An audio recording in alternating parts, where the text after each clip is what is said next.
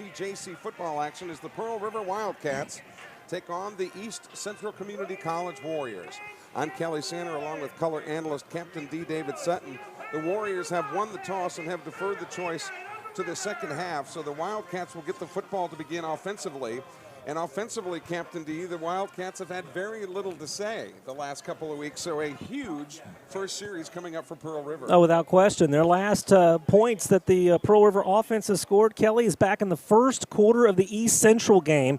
And tonight, simply put, this is a huge game. Yes, more than half the season remains after this ball game, but Kelly, after the promising start in the first two quarters against Itawamba, and then letting that game get away here after having a 20-point lead at the half, and then the deflating losses. I mean, Kelly, they haven't been close. Let's just be honest. In the last 2 weeks, Coach Eggert, talking to us before the game, he has emphasized the importance of this football game. He knows how big this is. And, Kelly, East Central, without question, is the favorite.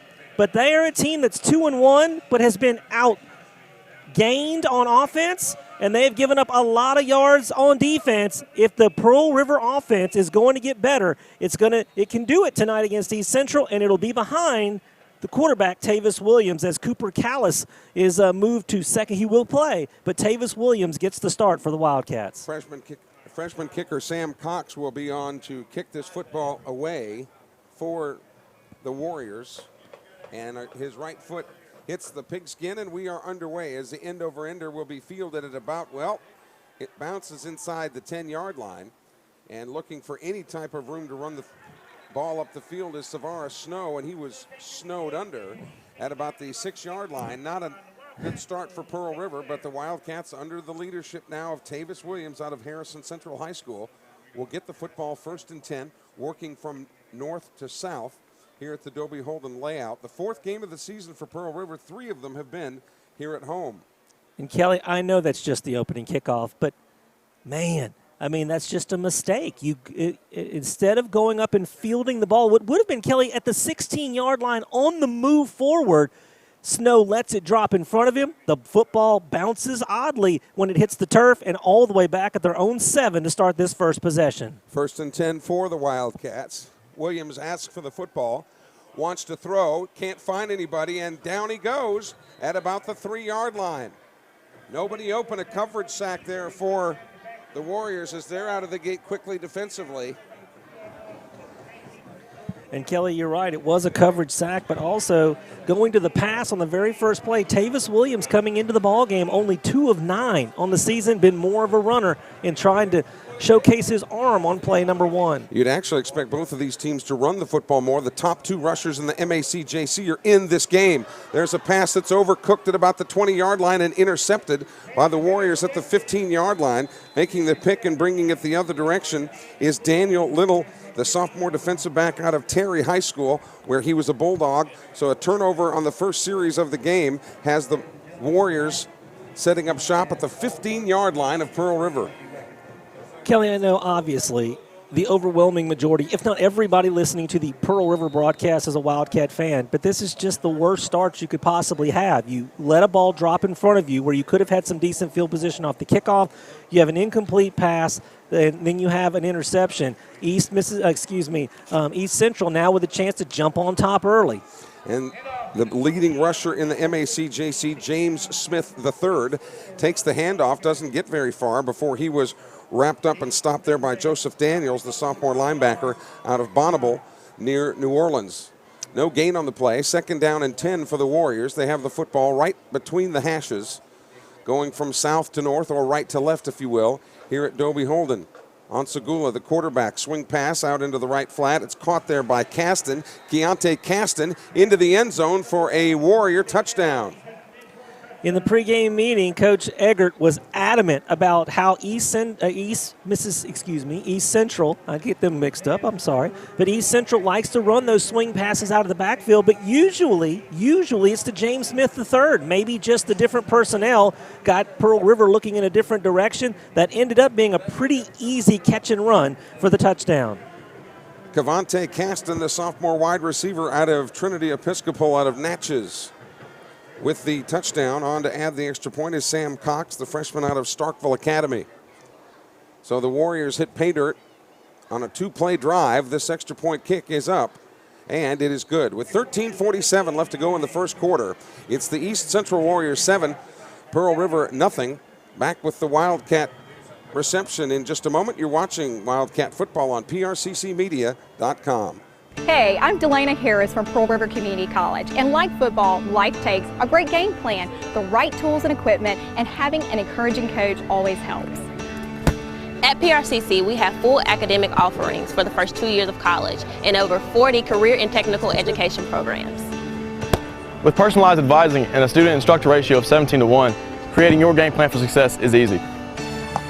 So come join our team at Pearl River Community College and enroll with the Maroon and Gold. You for quickly making Pine Belt Chevrolet one of the area's biggest dealerships. We're selling a lot of vehicles because you're finding out the best price and best service are right here. And during Truck Month, you get 18% off all 2018 Silverado. Sam Cox to tee it up for the Warriors. It seems like we were here in this situation just a moment ago, and there's good reason for it. We were. Cox's kick this time is to the far side of the field. It's short. Again, trying to be taken on the bounce. The Wildcats have trouble picking it up and bring it up to the 15-yard line. And advancing the football up that far was Keontae Payton, the sophomore wide receiver out of Brandon. So 1st and 10 for the Wildcats, trailing 7-0 with 13:42 left to go here in the first quarter. On the Anderson Design Center scoreboard, we'll be keeping you up to date on other games throughout the MACJC. A 6:30 start in Holmes, or at Holmes rather. Northeast plays Holmes. We'll give you the 7 o'clock slate in just a moment. Play action. Wrapped up and dropped back at the 10-yard line is Williams. He was looking for his receiver down the left sideline, Keontae Payton, who was covered well. So a loss on the play of about 6. It's 2nd down and 16 now. We'd love to hear from you wherever you're watching the game tonight. Shoot us a text at 601-310-7077. It's time for the Wildcat roll call. Handoff. This time it's Thompson. Thompson over left tackle, gets almost back to the original line of scrimmage, a gain of 4, where he was wrapped up after the 4-yard gain. Brings up a 3rd down and about 12. Making the tackle there for the Warriors was Trey Young, the sophomore defensive back out of Mobile, Alabama. 3rd and 12 from the far hash mark. Williams, play action again, throws to this near side, but not getting to far enough to the sideline to make that catch is Dwayne Lee out of Oak Grove High School. So the punting unit will be deployed here for Pearl River and kicks it away on its 2nd series of the night. The first one resulted in an interception and eventually a touchdown for the Warriors. Well, 5 plays, Kelly, they've gone to the air or tried to 4 times, but so far this Warrior defense, which has been a little bit suspect, has come to Poplarville to play. On the 4 pass plays, they've gotten 2 sacks, an incompletion, and an interception. DePadre Coburn back to receive the punt at his own 45-yard line. Wildcats down to 1 kicker tonight. Heath Mosley is injured, so William Lang will have to handle all of it. This ball is touched. This ball was touched by the Warriors, and then it squirted loose. Boy, and Kelly, I think it actually nicked a Pearl River player, but they did not call it, so that ball was alive, but able to get on top of it. It looked like DePadre Coburn the second. What a big recovery there for the Warriors as you're the Wildcats and you've had a couple of games like they've had. Obviously, every game you want to get off to a good start, Kelly, but this one it seemed more important. Obviously, it did not. That might have been something that could have swung a little momentum back on their side. Instead, East Central starting their 2nd possession inside Wildcat territory. Coburn covered up his own mistake there. Short field for the Warriors. 1st and 10 at the 45 of Pearl River. The handoff goes to James Smith III, the leading rusher in the MACJC, barreling his way inside the 35 down to the 33, a gain of about 12 on the play. That'll move the chains very quickly. The Warriors moving downfield, making the tackle there was Josh Smith, the freshman out of New Orleans for Pearl River. Again, they go to the leading rusher, James Smith III. This time the Wildcats were onto him. From the 662 area code. They're saying, we got this. Go Wildcats. Back watching my boys. Glad to have you along with 12 minutes left to go here in the first quarter. Notice how they went to the huddle right there. This team, the Warriors, when they get a positive play like they just had, they'll come right back to the line to try to catch you, but then they will huddle up if you can put a little resistance up against them here on 2nd and 8. It was a gain of 2. They take it out of the reach of the running back, James Smith, and throw it across the middle, incomplete. He was wide open, but just overthrew his intended receiver. That was Caston again, who already has a touchdown reception. It'll bring up a 3rd down and 8. Yeah, Asagunla, will tell you that he should have had that. He just overthrew his receiver right there. That could have been touchdown number 2. Mario Asagunla, the sophomore quarterback out of Hillcrest Christian in the Jackson area. Kalina checking in from San Antonio, Texas, telling the Wildcats, in particular Josh Booker Brown, to get your money on 3rd down and 8. Asagunla throws. The pass is caught by Caston. The Wildcats met him quickly and brought him down just short of the stick over there at about the 22 or 23-yard line. So it's decision time already for head coach Ken Karcher.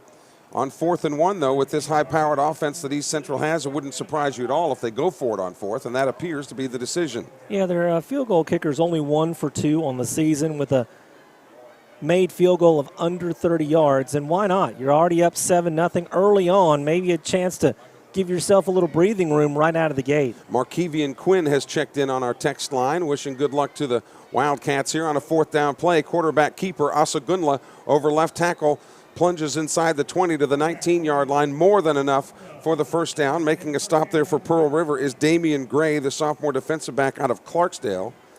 And that will move the chains, and they'll reset at about the 19-yard line. But the Warriors quickly get back to work here with 10:50 left to go in the first quarter. The Warriors trying to extend a 7-0 lead.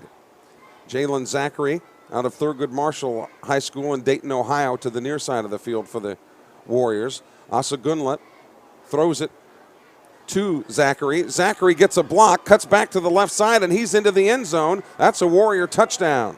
Well, when you draw it up on the dry erase board, Kelly, on those little bubble screens like that, that's exactly what you're looking for the receiver to make that catch moving forward. But also, did you see the little bubble wall of blockers right there?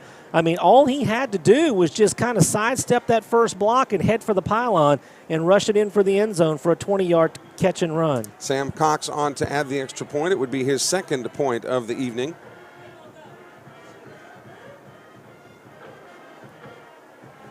Snap is back, the hold is down, the kick is up, and this one is right down Broadway. 10:28 left to go here in the first quarter. East Central 14, Pearl River nothing. Other scores that will begin at 7 o'clock tonight. We mentioned Northeastern Holmes will tee it up at 6:30. Itawamba is at Coahoma tonight. That's a 7 o'clock start. And one that you probably would not be able to bet on in Las Vegas, Mississippi Delta travels to East Mississippi. Well, you talk about the haves and the have-nots in that one. Kelly, we talked about it earlier, though. Delta can claim that they are the cause of East Mississippi losing 2 national championships because of the melee 3 years ago. So what you're trying to say is East Central, or if East Mississippi could put up 100, they're going to? Is that what you're trying to Hey, look, what they've won 3 of the last 5. And in all seriousness, that brawl 3 years ago might have stopped a 5-in-a-row run for East Mississippi. Hines is traveling to Southwest down at Summit tonight. That's a South Division game, as well as Gulf Coast and Jones teeing it up in Ellisville. That's a 7 o'clock kick. Likewise, Northwest at Colin. All of our scores brought to you by our friends at Anderson Design Center on just off of Highway 98 in the Oak Grove area. Alan Anderson proud to be a Wildcat. Cox's kick is away, and this one floats into the end zone about a yard deep. The Wildcats had nobody that deep, so they'll bring it out and have a little bit of breathing room for the first time tonight when they take the ball over offensively, trailing 14-0 with 10:28 left to go here in the first quarter. That Jones and Gulf Coast game, Kelly, those are 2 of the teams that very well may get both of the South Division spots, but I will tell you the winner of that game will have a huge leg up in this race to try to make the postseason. That's a big game in the South Division tonight. And I know it's not a game that Pearl River really wants to remember, but Colin certainly impressed me last week in some of the ways that the Wolves' capabilities anyway. Cooper Callis in at quarterback now for Pearl River. Fakes the handoff, throws across the middle, and this one is brought in by Dwayne Lee, up for about a 4-yard.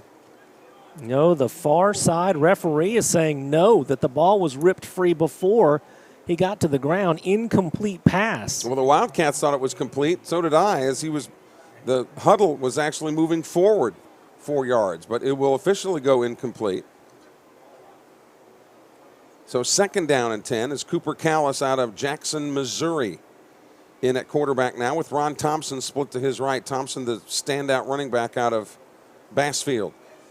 Snap is a little bit short. Callis has to consequently throw the ball short to the right side of the field. Juan Nelson, the freshman wide receiver out of Laurel, was the intended receiver, but he was getting breathed on pretty heavily over there by Ronnie Thomas, the defensive tackle, the freshman out of Clinton High School.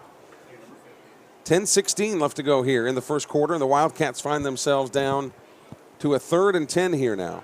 As the lights are on, we had just a very brief light rain shower at about 5:30 tonight, but has not affected play so far. Callis on the high snap, can't come up with it. The ball is fumbled, but he falls back on top of it at about the 15-yard line.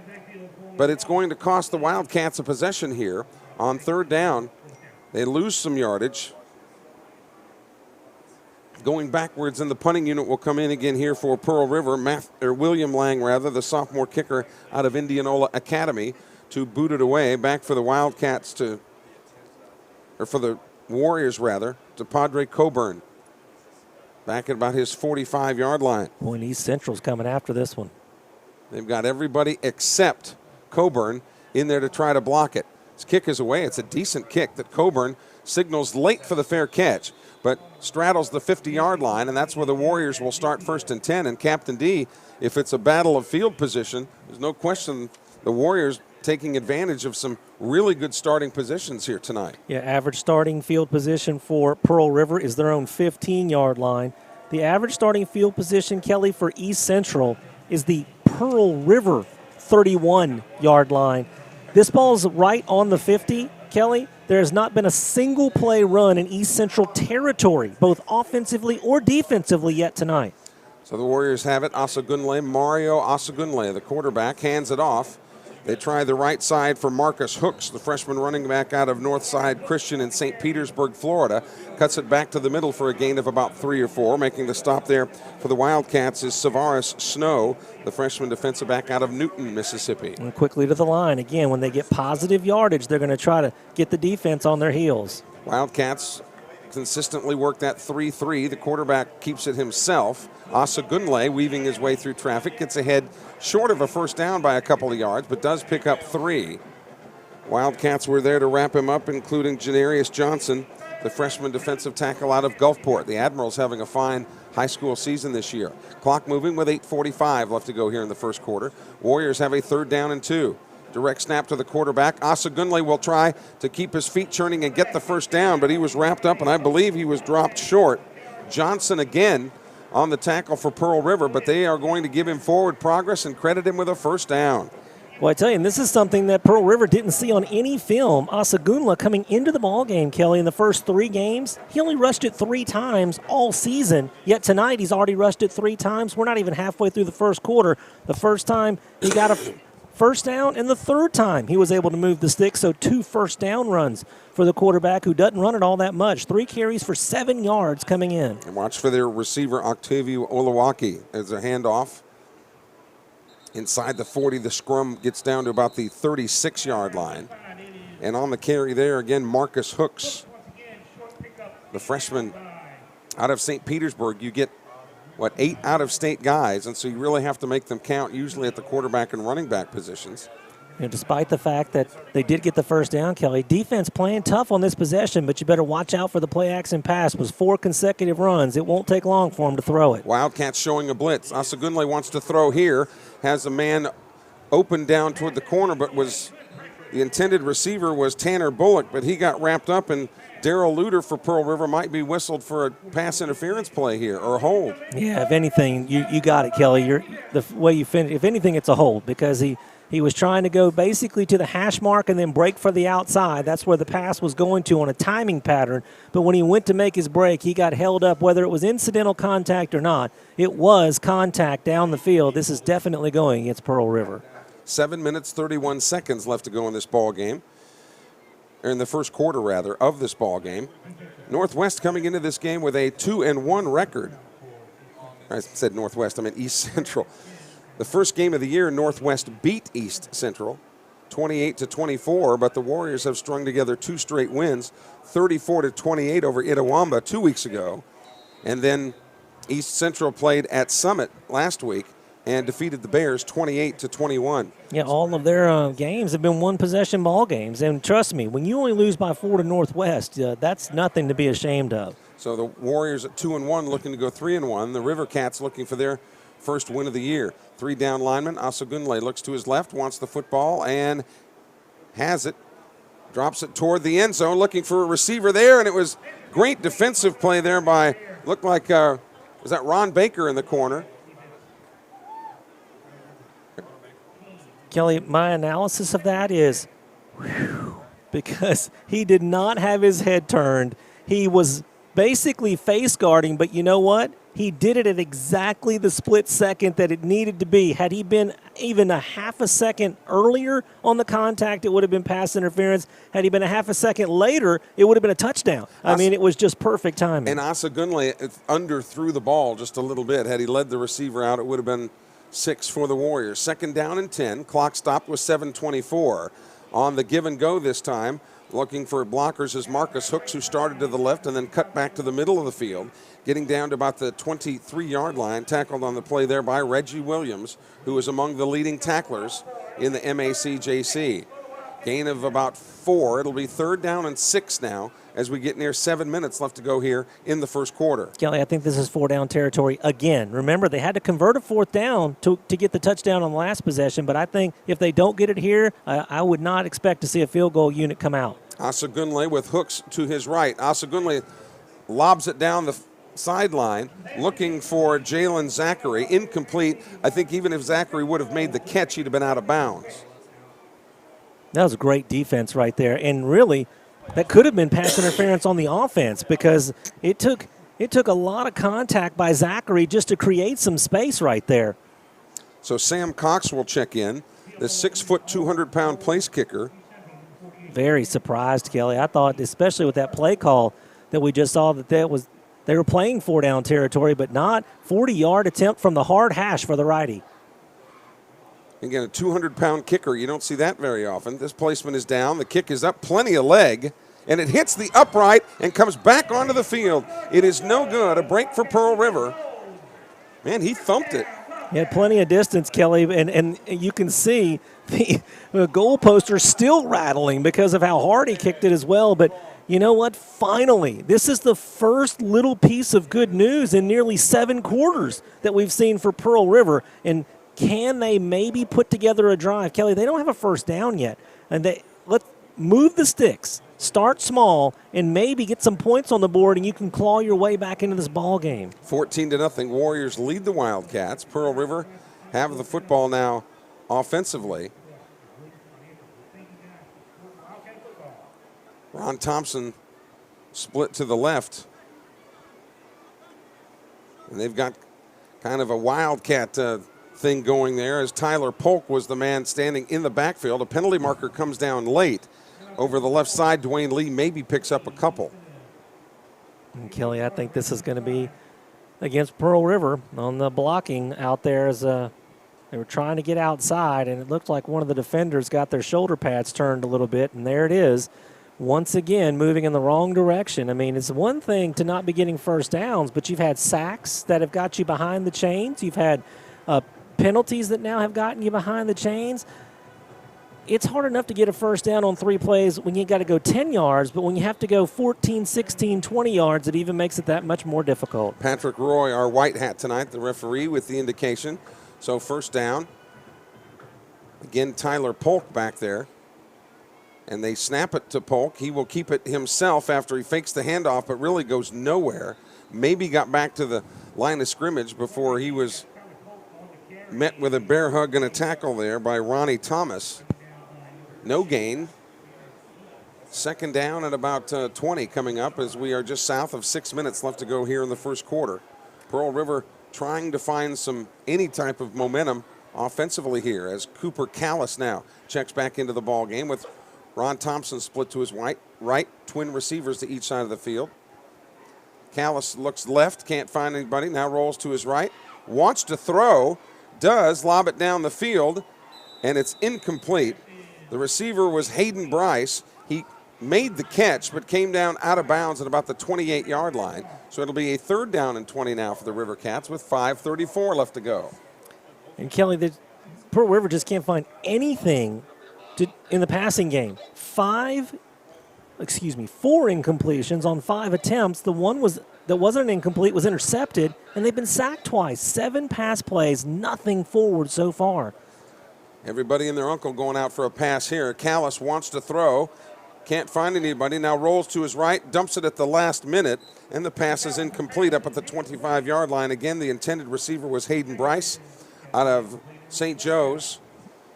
So on a 4th down, here comes the punting unit for Pearl River with 5:26 left to go in the first quarter. And again, back to track it for the Warriors, DePadre Coburn II, the wide receiver out of Noxapater. When you're a defense, Kelly, and you can get pressure with just your 4-down linemen, you've got 7 defenders dropping into coverage here, so you're getting the pressure on the quarterback. You're making them throw it before they want to or in duress. Plus, you've got the defenders to defend it even when the pass is made. It's a great start for the Warrior defense. Lang kicks it, but kind of off the side of his foot. It takes a bounce in favor of East Central at about the 30-yard line. Where will they say it went out? At the 26?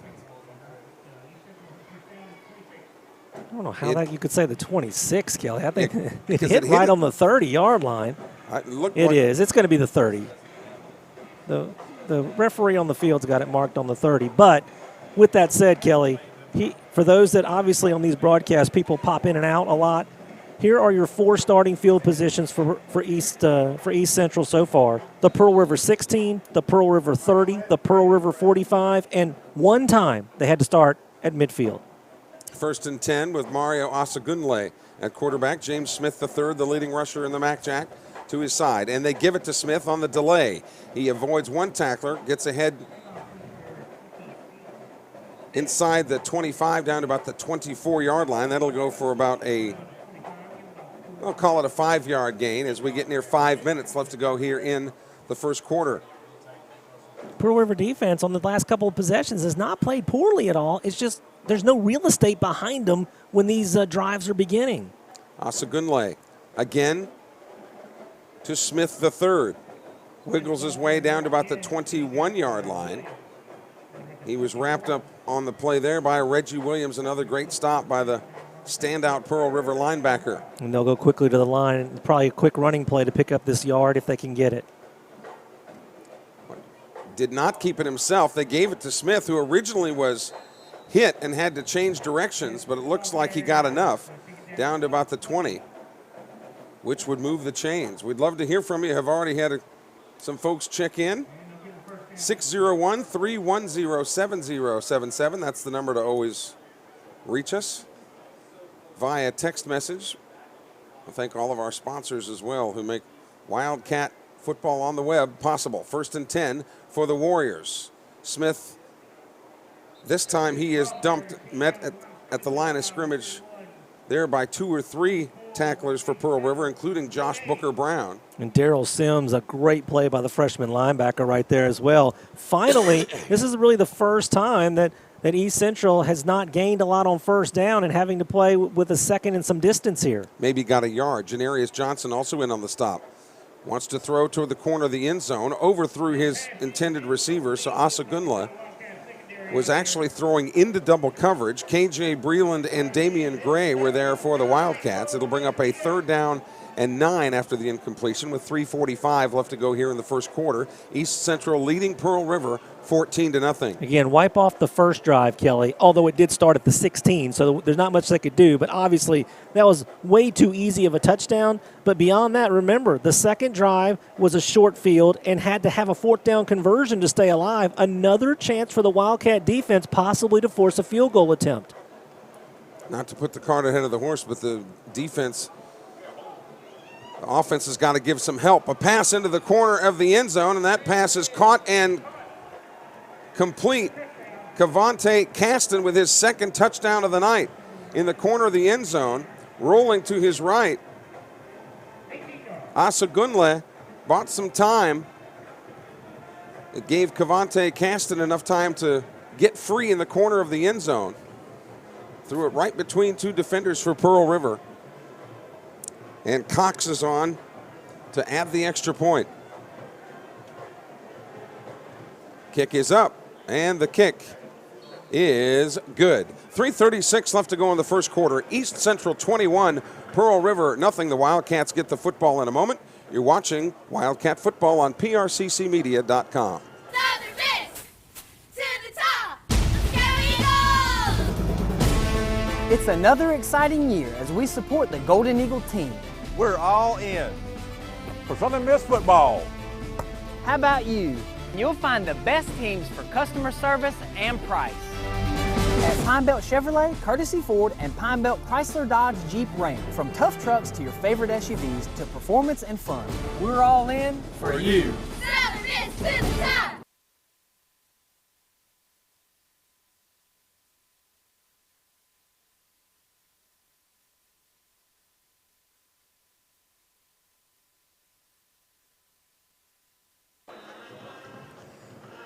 Back at Dobie Holden Stadium on the campus of Pearl River, Kelly Sander along with Captain D. David Sutton. The Wildcat offense have got to chip in a little bit here, David. The defense. Yeah, the special teams mistake really on the first possession got them to start the drive on the 7. Offense did nothing, and interception is what happened, as that's into the end zone. And so you have a drive that starts on the 16, ends up in a touchdown. Then you have a drive that starts on the 45. Needed a fourth down conversion, but it ends up in a touchdown. Kelly, the only time that East Central started at the 50-yard line, that it was the 50, they actually were stopped, at least held to a field goal attempt. It was no good. But, I mean, these short fields, the touchdown drives have been 16, 45, and 30 yards. I mean, that's only 90 yards of offense. You get 3 touchdowns on the board. And not just the offense needs to obviously get a drive and get some points, but they need to let the defense take a rest because 3 and outs is all we've been seeing. Tavis Williams back at quarterback now for Pearl River. Claps his hands, wants the football, and gives it to Ron Thompson, the skilled runner out of Bassfield. Over left tackle for a gain of about 2. Making the tackle there is Teleus Cole, the sophomore linebacker out of Hickory, Mississippi. A gain of, call it 3. Second down and 7. Clock moving with 3:18 left to go here in the first quarter. High snap, but actually Thompson pulls it out of the air. A snap that was high, but he gets squelched at the 25-yard line. Bringing him down was Peyton Rogers, the freshman linebacker out of Forest, Mississippi. That's a loss of about 4. Brings up a 3rd down and 11. So the Wildcats, their own worst enemies here offensively. They just have not been able, actually for a while, just to get untracked. Tavis Williams and Cooper Callis have both played quarterback tonight, but so has Tyler Polk for the Wildcats, trying to get uncorked here. 3rd down and 11. Williams, play action, rolls to his left, wants to throw. He is under siege, puts this ball up in the air, and it's caught up at about the 34-yard line, and a penalty marker comes down late. A couple of them go flying. Reception made by Tyler Polk. Great job to come back and make this grab, but we'll wait and see what Patrick Roy, the referee, has to say about this one, Captain. Well, that was just a wing and a prayer. It looked like a Tim Wakefield knuckleball in the air, and what else could Tavis Williams do? He's trying to draw the defense in to roll away from them, and Desmond Lewis was all over. It's like he was in the back. It was like he was in the huddle. I mean, he stopped right as Tavis Williams made the fake and ran with him all the way, put some pressure on him, hit him as he threw, and almost caused the incompletion/interception. Tyler Polk with an amazing catch just to bring it out of the sky. It's a personal foul against the Wildcats, and they were whistled for a lot of those last week at Colin. So again, Pearl River, its own worst enemy, as this one is marched back to about the 20-yard line. Now, this is interesting. Let's see what the down is, Kelly. I mean, did they give them the first down? And then after the play, maybe? They're going to give Polk, which he didn't have the first down, Kelly. That's Yeah. a bad spot. But thankfully, they give him the first down, and because they walk it off afterwards, Pearl River loses a few yards on the overall exchange, but they have a 1st and 10 at least. Hand off to Thompson. Ron Thompson finally breaks free, and he gets horse-collared, or close to it, up at about the 39-yard line, but by far the biggest gain of the night for Pearl River, either on the ground or through the air. Thompson with a nice run has the Wildcats, maybe the Wildcats on the move here with a 1st and 10. And again, Kelly, if they would have called that short of the first down, it would have been 4th down. But instead, because they gave him the first down, the Wildcats keep possession, and who knows, can finally put together a little bit of a drive here. Tavis Williams will keep the football himself on the zone read. Tavis Williams spinning away and is ridden out of bounds there by Desmond Lewis, the sophomore linebacker out of Terry, Mississippi. But that's another big gain for Pearl River, and moves the chains again. The clock moving with 1:42 left to go here in the first. 16 and 14 yards back-to-back, Kelly. 2 first downs, and well, 3 technically, but 2 good first downs in a row. And the Wildcats a yard away from getting into Warrior territory finally. And the give and go to Thompson. They try the right side this time, and he goes head-to-head and gets popped after about a gain of about 3. Elijah Keys, the linebacker out of Mize, with the stop for East Central. This will be the first play in the entire ball game run in East Central territory. Tavis Williams again to Thompson. Thompson gets away from one tackler, spins and gets inside the 40 down to the 39, but that's enough for a Pearl River first down. Anthony Blakely on the stop. What a great run by Ron Thompson, Kelly. I mean, he breaks that tackle. There's a lot of guys that would have went down on that initial contact around the legs for no gain, but instead he picks up 10 and another first down. You can't tackle him all by yourself. You got to have help. That ball was thrown into a crowd and nearly intercepted by Keontae Daniels, the sophomore defensive back out of Noxapater. Noxapater just south of Louisville on the Highway 15. The clock continued to run despite the incompletion, so they're going to they're asking them to put some time back on this clock. I believe 44 seconds is what they're asking for. That's the delay.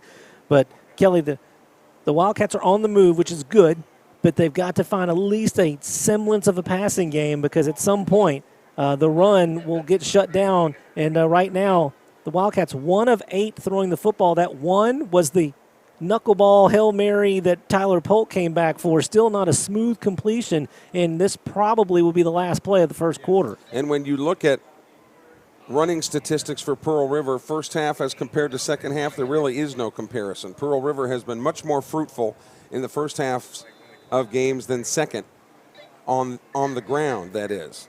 So 44 seconds left to go. That's exactly where they wanted it. High snap. This is problematic for Pearl River. Thompson has to go back and get it, and he gets gobbled up at the 40-yard line. Oh, my. We almost had an air-mailed snap earlier in this drive, remember, that Ron Thompson kind of had to help out with, and that was a 21-yard loss on what will probably prove to be the final play of the first quarter. Wildcats finally had something going right, and that one launched snap kind of put out the fire. And it'll bring up a very long third down play, and the Wildcats will be content to run out the clock here and let the first quarter come to an end. 1 quarter in the books here at Dobie Holden. It's East Central 21, Pearl River nothing. Back with the second quarter in a moment. You're watching Wildcat football on PRCCmedia.com. Southern Miss to the top. Let's go Eagles! It's another exciting year as we support the Golden Eagle team. We're all in for Southern Miss football. How about you? You'll find the best teams for customer service and price. At Pine Belt Chevrolet, Courtesy Ford, and Pine Belt Chrysler Dodge Jeep Ram. From tough trucks to your favorite SUVs to performance and fun, we're all in for you. Southern Miss to the top. Hey, I'm Delana Harris from Pearl River Community College, and like football, life takes a great game plan, the right tools and equipment, and having an encouraging coach always helps. At PRCC, we have full academic offerings for the first 2 years of college and over 40 career and technical education programs. With personalized advising and a student-instructor ratio of 17-1, creating your game plan for success is easy. So come join our team at Pearl River Community College and enroll with the Maroon and Gold.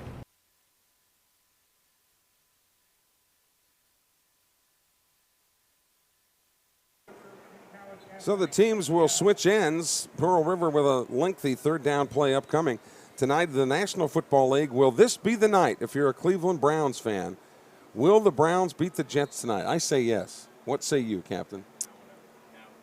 A 3-point favorite on the road for a team that hasn't won since December of 2016. That just looks all kinds of ugly to me. I'm going Jets to keep the streak alive. We'll see what happens. On third down, handoff right straight ahead. Nice spin by Purnell. Purnell across the 45 up to about the 47-yard line, just really to put them in better position to punt the football away.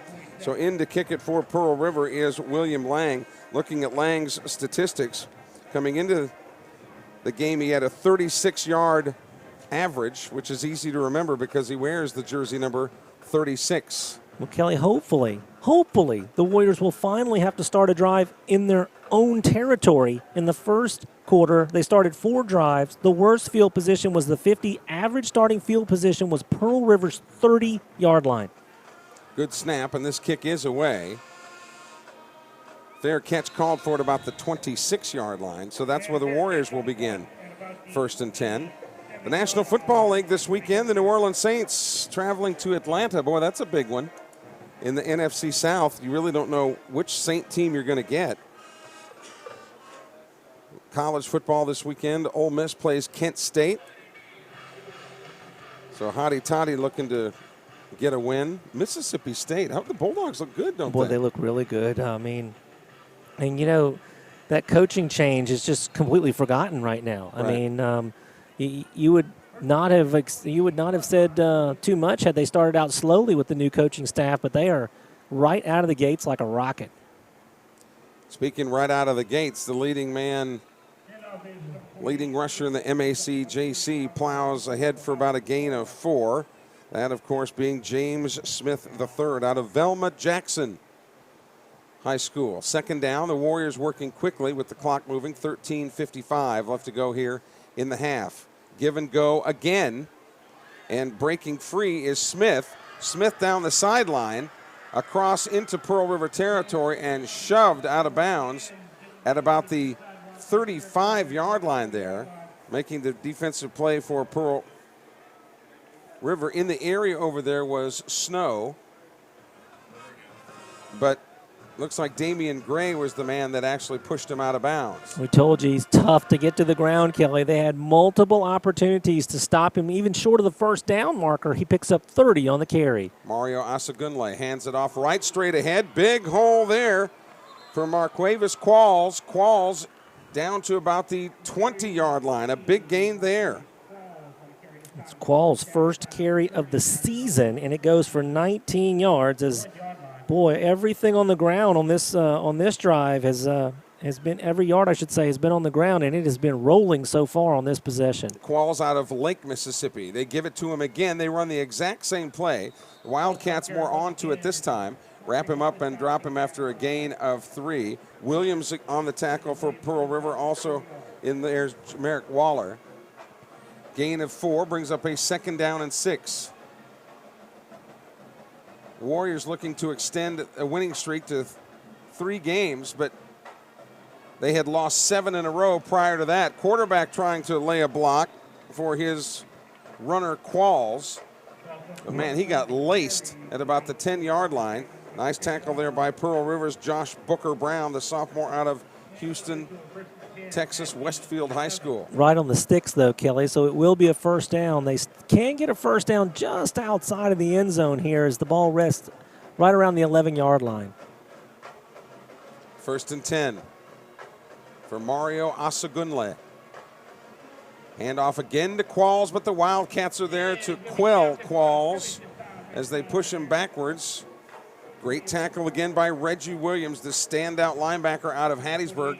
Williams among the leader in tackles in the MACJC. No gain on the play, 2nd down and 10. All 6 plays on this possession have been on the ground, but watch out for the quarterback. He's already has 3 touchdown passes on the night. There's the play action, and the throw to the corner of the end zone is overcooked. Cavante Caston, who already has 2 6-pointers tonight, was overthrown in the corner of the end zone, incomplete. It'll be 3rd down and 10 with 11:46 left to go here before half. The Warriors in the Red Burrito red zone, but we'd rather see the Wildcats in the Red Burrito red zone. Red Burrito bringing north of the border, or south of the border, menu favorites north of the border. Red Burrito inside Hardee's in Poplarville. And while we're mentioning Hardee's coming up as timeout on the field, the Hardee's halftime show, we'll be talking with softball coach White. Lee White will be joining us a little bit later on to talk about the fall schedule and the new facilities that have been built here at Pearl River to help aid the softball program. Coach White coming up at halftime.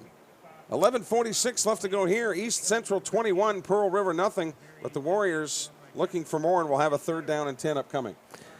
Yeah, Kelly, I mean, it goes without saying when you're down 3 scores, trying to come up with some sort of a stop. A turnover would be great, but some sort of a stop to keep him out of the end zone. You know, I mean, James Smith did get away with a 30-yard run here in this possession, but before that, they had held him to 8 carries for 30 yards. Asagunla is only 4 of 9 throwing the football, but he's got 3 touchdowns in those 4 completions. And the Wildcats have been working on such a short field, although on this possession they finally had some turf behind them, but a great job of creating holes by this Warrior offensive line. We'll see if the Wildcats, after the timeout, can dial up something to force a field goal attempt. 2 backs in the backfield for Asagunle. Play action, throws now across the middle, wanted that bubble screen, incomplete.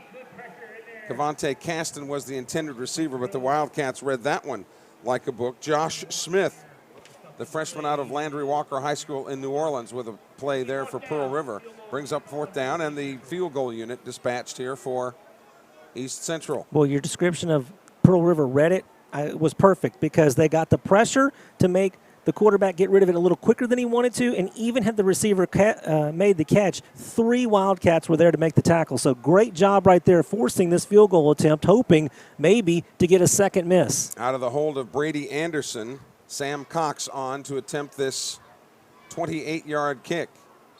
And it's good. With 11:31 left to go in the 2nd quarter, it's East Central 24, Pearl River nothing. The Wildcats get the football when we return in a moment. You're watching Wildcat Football on PRCCmedia.com.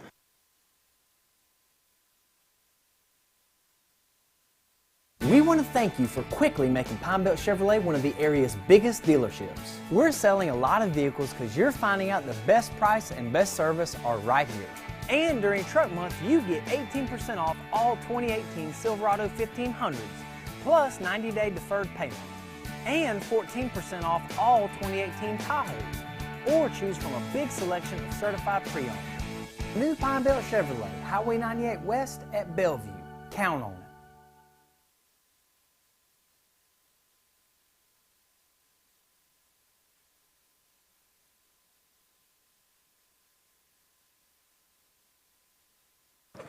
We want to thank our sponsors who always make the webcast possible here on PRCC Media, including Pine Belt Chevrolet, Pine Belt Chrysler, who've been with us for a while. Also our friends at Ramey's, right across the street here from the campus at College Square, a beautiful new huge building. And Poplarville Eye Center for the first year on board. Glad to have them as well. Kick is taken at about the 25-yard line by Pearl River's Juan Nelson. Nelson is able to get up to about the 34. Best return of the night for the Wildcats. So we'll see if Pearl River's offense can generate some yardage here with 11:22 left to go before halftime. And Pearl River now trailing 24-0 against the Warriors of East Central, looking to extend that winning streak to 3 games. Wildcats found a little something on the ground on their last possession, although the stats are a little skewed because of the 21-yard loss from the bad snap. But Ron Thompson started to get things going. Tavis Williams had a nice run or two. Maybe they can keep it going here on the ground. Tavis Williams will run it himself right straight ahead, spinning away, and then being stood up by Kendrick Abney, the linebacker out of Silva Bay Academy. They say he fumbled the football. At least the Warriors think that he did. Boy, the referees let that play go way longer than you normally see. As you said, he was stood up. Looked like his forward momentum was stopped. But as they were pulling him, they were actually pulling Tavis Williams forward, Kelly, and ripping at the ball. You can take a chance when you're up 24-0, and it looks like they've got it. East Central will be credited with the turnover. Keontae Daniels, the defensive back out of Noxapater, came up with the loose football. So the Pearl River defense, which has already been haggard here in the first half, being on the field a good majority of the time, will be called upon again. Trailing 24-0 with 11:10 left to go here in the second quarter. 6th possession of the night for East Central. Only one, Kelly, has started in their own territory. And on the second play of that drive, they got it into Pearl River territory. They have run 2 plays all night offensively on their side of the 50-yard line. 1st and 10 for the Warriors at the 46 of Pearl River from the far hash mark, working left to right or north to south. Pass complete inside the 40, snagged there by Jamarvis Eccles, the tight end out of North Panola High School. That's right, North Panola High School. There's a North Panola? Believe it or not. Ron Baker, the cornerback freshman out of Jefferson Davis County High School, with the tackle, a gain of 8. And the Warriors are on the move again at the Pearl River 38-yard line with 10:44 left to go in the half. And they are working quickly. The give and go right straight ahead to James Smith III. Maybe got a couple, still shy of the first down. He's got to get to about the 36-yard line. Looks like he's about a yard short. Kelly, he averages 5 yards a carry on the season. Again, he got that 30-yard run, but except for that one play in which he was able to break a couple tackles, the Wildcats have done a great job of bottling up James Smith on his other 9 carries. Well, Smith is split to the right of Agunle again, but this time Mario wants to throw. Lobs this one to center field, and nobody there. Kelly, and that was as much just a ditch as anything else, but we got a flag back at the line of scrimmage. I think, though, it's on East Central on a hold, trying to keep one of the Pearl River Wildcats away from the quarterback. That's why he had to get rid of it so quick, as Josh Booker Brown was back there on the sack. It's interesting, though, Kelly, do you take the penalty and move them back? I would decline it, I think. Well, they're taking it, and that's why I'm asking you, because it would have just been 4th and 1, and they would have gone for that easily. Yeah, probably so. So they do take the 10-yard penalty, and I mean, there's arguments to be made both sides, but take that 10-yard penalty, move it back to 3rd and 11, and hopefully give yourself a little bit better opportunity to not allow East Central to only have to get a yard. 3rd down and 11 now with 9:59 left to go here before halftime, when the Hardee's halftime show will come your way. We'll see the Spirit of the River Band perform, and we'll also be talking with softball coach. There's the handoff. It's Smith the third, jumps to the outside, and then almost gets decapitated, but spins again inside the 40 and gets down to the 36. And in the pregame scouting report, Captain D. David Sutton, you said you cannot tackle him one-on-one. You got to have some help. He's just a yard short of the first down. The punting unit will come in here. Wow, that's interesting, Kelly, that they're actually going to punt this away. If they fake this, it would not surprise me. But with a 24-point lead, only needing a yard from the 36, if you were ever going to go for it, it would be now. They are in punt formation here. A high snap pulled out of the air. The pooch comes to the near corner. The Warriors are waiting on it, giving it a good look, and they'll down it at the 3-yard line. Good special teams play by East Central, and the punter Steven Anderson out of Purvis, Mississippi, which is just right up the road here from Pearl River. 9-11. Boy, I don't even like looking at that time left on the clock. Really. 9-11 here in the second quarter. Pearl River trailing 24-0 in the Wildcat offense, which has been sputtering as of late, now finds itself in the shadow of its own end zone. Well, this is the 7th possession for the Pearl River offense, and only on one of those occasions so far have they been able to generate even a single first down, and now deep in their own territory, going to have to come up with something. Tavis Williams hands it to Jesse Purnell, who does try to get some breathing room and runs right straight ahead following his blockers, gets up to about the 5. A gain of 2 brings up 2nd down and 8. 8:58, clock moving here in the second quarter. Pearl River trails East Central 24-0. Again, Purnell split to the left of Tavis Williams. Strong side left with Justin Mary there. Again, the give. Purnell tries to string out the Warrior defense, but they go with him. And V.J. Swanier, the linebacker out of Pass Christian, on the tackle for East Central. Pass Christian will take on undefeated Summerall High School this coming Friday night. 3rd down and 5 upcoming. Normally a passing situation, but we'll see here. Wildcats have got twin receivers to the each side for Tavis Williams, whose high school coach Casey Kane is here tonight. There's some movement. This might be a free play. Tavis Williams tries to dump it to Tyler Polk to the left side. I think that the Warriors were over the line. I think you're right, Kelly, and unfortunately, the Wildcats are just short of that 5-yard mark that would give them the free first down. So it'll be 3rd, though, and very short once they mark this 5 yards off. And obviously, a lot more chance to convert 3rd and maybe a couple of feet than 3rd and 6 from inside your own 10. So the Wildcats could really use a first down, give their defense a little bit more of a break, number one, but also maybe try to switch this field position just a little bit. So it is 3rd and 1, and we've talked about how the playbook gets thicker on a 3rd and 1 as opposed to a 3rd and 6. Tavis Williams getting the start tonight. Wants to throw, and he is in trouble. Tackled at the 1-yard line. Getting free was Tanner Bullock, the sophomore linebacker out of Houston, Mississippi. He was dropped. They'll give him forward progress up to about the 4, but disaster here for Pearl River, and the punting unit will have to come in with William Lang anchored at about the baseline of his own end zone. Well, the pooch kick ends up working because when you pooch it, you want to pin them deep, started them at the 3, check, and you want your defense to hold them not to a first down, check, and now you hope your return team can get a good return off the short kick, which is usually a line drive. A good snap to Lang. This is a floater that will make its way across the 35 and bound out at about the 38-yard line. So another short field for the Warriors, who lead this game 24-0.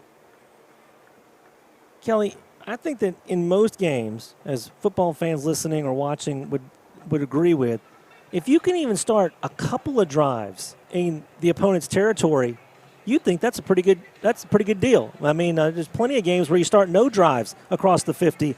This is getting to be unbelievable. 7 possessions, 6 times they have not run a play in their own territory. This one starting at the 38.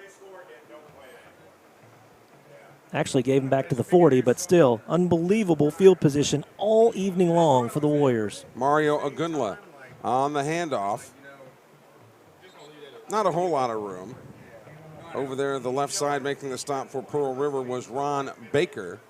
And toting the football for the Warriors, his first carry of the night, John Tavis McClellan, the running back out of Lamar School, out of Meridian. Gain of 2, 2nd down and 8. Give and go again. This time it's James Smith III, but the Wildcats pick him up and drop him for maybe a gain of a yard. Getting credit on the stop there for the River Cats is Daryl Sims, the freshman linebacker out of Jefferson Davis High School. 3rd down and about 7. Clock moving with 6:31 left to go here in the first half.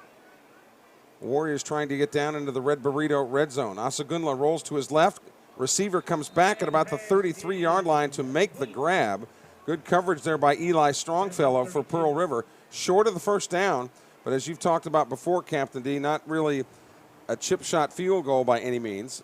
And they've already pooched it once So Ken Karcher and his coaching staff say, hey, let's go for it here on 4th down and about 1.5 yards.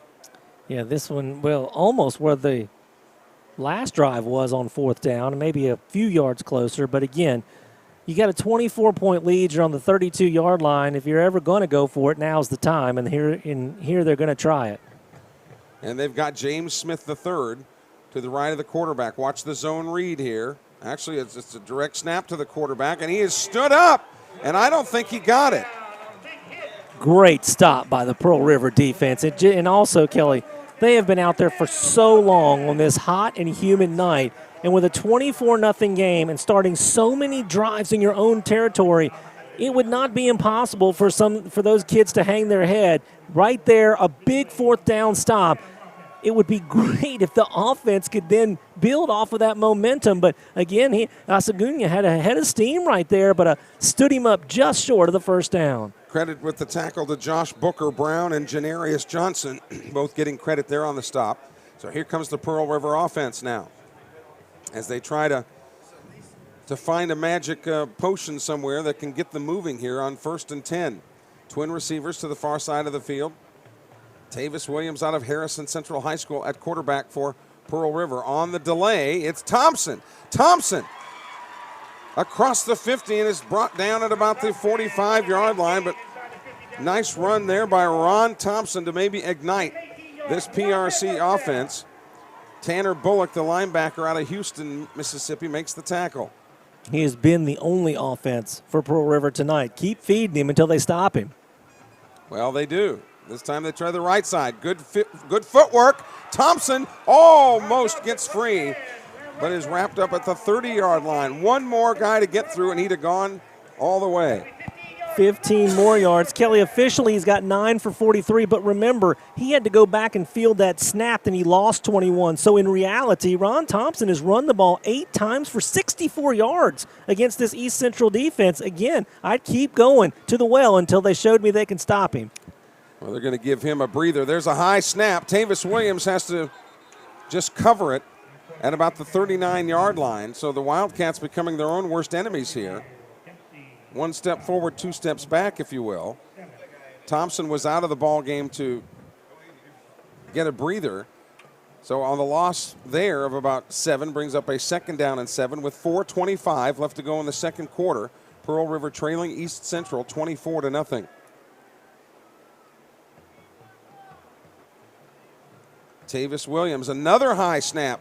Has to go down and give that one to Purnell, but because they had to lose a second pulling the ball down out of the air, Ronnie Thomas, the defensive tackle, was there waiting for Purnell and brought him down for a slight loss. You're right, Kelly. And that one, no, it didn't get over his head or didn't have to fumble it, but that little bit of a delay makes a huge difference on a quick play like that. Takes you out of your rhythm. 3rd down. Tavis Williams with 2 receivers to the near side of the field here. Tyler Polk and KJ Breland. Purnell split to his left. Williams will run it himself, and he gets dragged down at the 40-yard line from behind. Making the stop there is Alvin Dempsey III, the defensive tackle out of Port St. Joe, Florida. Brings up a 4th down. And Pearl River's going to have to punt this and try to play the same game that East Central just played and pin them deep because it's just 4th and 2 long, and you have shown no ability to throw the ball tonight. You know, one of those high snaps reminded me, actually, Ron Thompson not only lost 21, but he lost 4 on an earlier play where Tavis Williams had to go up and hit it, and then he had to field it. So in reality, I mean, he is averaging nearly 9 yards a carry when it's just been a straight running play. Lang to kick it away for PRC, holds it low. Good kick. Won't turn over, but does get out at about the 15-yard line. We'll see specifically where, and that right at the 15-yard line. So that's where the Warriors will begin to work as the Wildcats threaten to get into the Red Burrito red zone. I didn't mean to jinx it right there, Kelly, but it was a good kick, but you described it perfectly. It never turned over. Had that ball turned over, it would have been perfect down inside the 10-yard line. Instead, hits at the 13 and goes backwards. But still, this is the worst starting field position of the night by far for East Central at their own 15-yard line with 2:43 to go. East Central still has 2 timeouts to work with. Heath Mosley, the other kicker for Pearl River, has been sidelined with an injury. So William Lang, the sophomore out of Indianola Academy, will be called on to do it all here. 1st and 10 for the Warriors, working left to right. The Warriors trying to extend a 24-0 lead. Give and go. Right straight ahead. The Wildcats stop James Smith III after a pickup of about 3. So you wouldn't think in the waning seconds here and deep in their own territory that the Warriors would get too fancy here as the Warrior band starts to make its way across the field, getting ready to perform at halftime. You know, you've seen 2 different mentalities in the last 2 home games. East Mississippi, they are pedal to the metal throughout. East Central has shown, even on that 4th down earlier, where they do have a little bit of a conservative mentality. After the gain of 3, we'll call it 2nd down and 7, and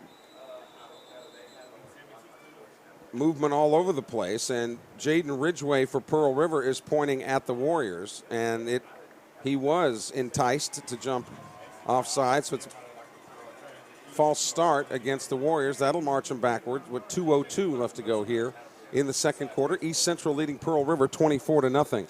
Well, I think, Kelly, on this particular play, you're going to find that if the Wildcats can stop the Warriors here for little or no gain, I think that you'll see a Pearl River timeout as they'll try to get the football back here with some time left here in the first half. 2nd down and 11. Mario Asagunle, the quarterback for East Central, hands it right straight ahead to James Smith III. Nothing doing there. Maybe got back to the line of scrimmage.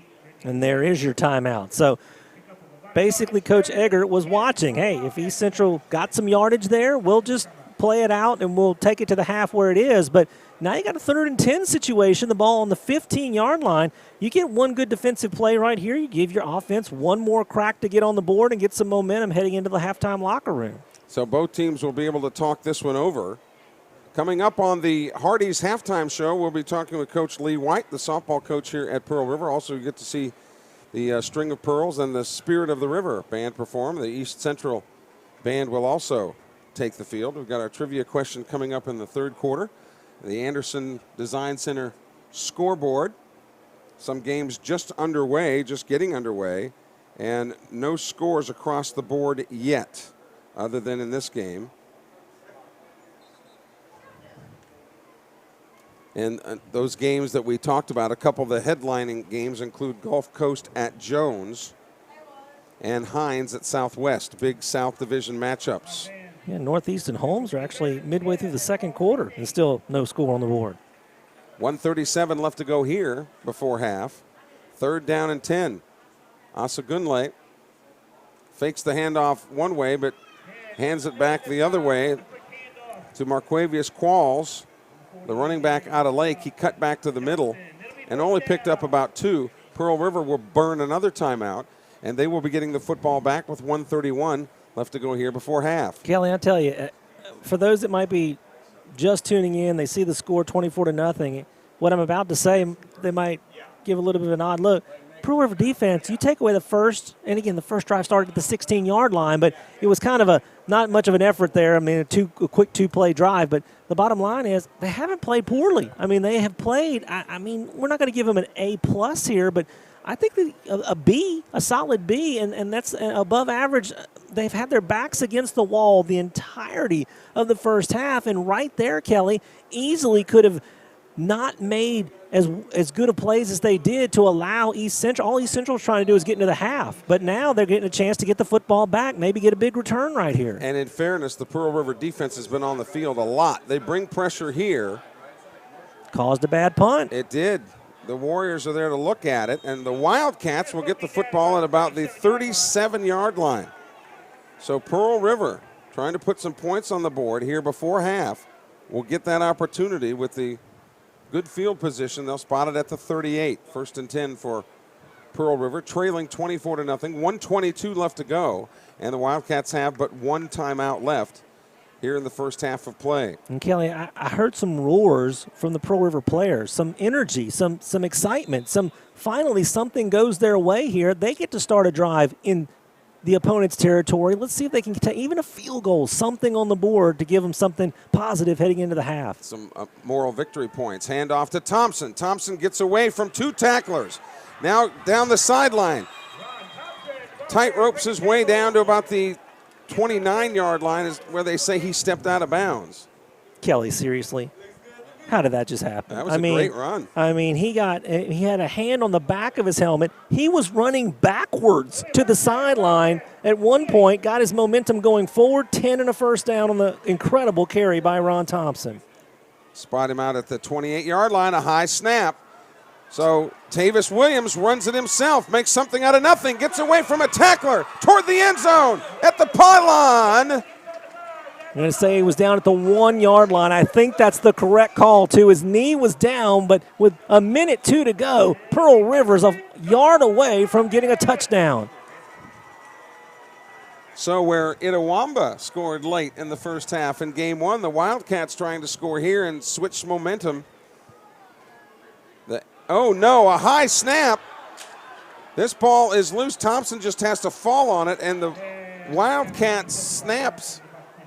And Pearl River's going to have to hurry up. I know actually they're going to burn their final timeout. And, Kelly, that's the 4th one. I mean, this is becoming an epidemic right here. You have had, and I'm not even counting like the snap on the last possession, which threw off the timing of the play on the handoff. I'm talking about air-mailed snaps that have cost Pearl River on 4 of those nearly 40 yards, and that one could not have come at a worse time. All they were looking to do was give it to Ron Thompson and let him bullet into the end zone from the 1-yard line, but instead they are all the way back at their 17-yard line with a goal to go now, and on top of all of that, they had to burn their final timeout. So now you're in a situation where maybe on this play, Kelly, you can run the football, but on 3rd down, what are you going to do?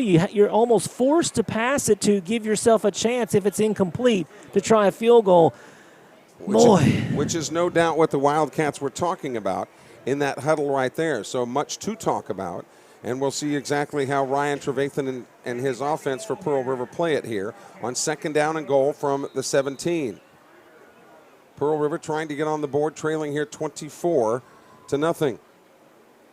Tavis Williams gets a good snap this time, wants to throw, lofts it toward the corner of the end zone. His receiver is out of bounds. He was looking for Tyler Polk there.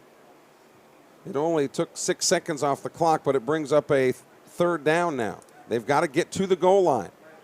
Well, Kelly, you could run it right here. And you're saying, wait a minute. If you want to run it to get a little closer, because there is enough time to run your field goal unit on because of that play only taking about 6 seconds. So it'll be interesting to see if Pearl River tries to give it to Ron Thompson, and you never know. He could take it to the house, but if anything, get it a little bit closer to try this field goal to get some points on the board. I'd love to see Ron Thompson get a shot at the Division I level. I certainly think he deserves it. 3rd down. Tavis Williams wants to throw. Can't find anybody. Rolls to his right. Under pressure, now lofts it to the corner of the end zone, incomplete.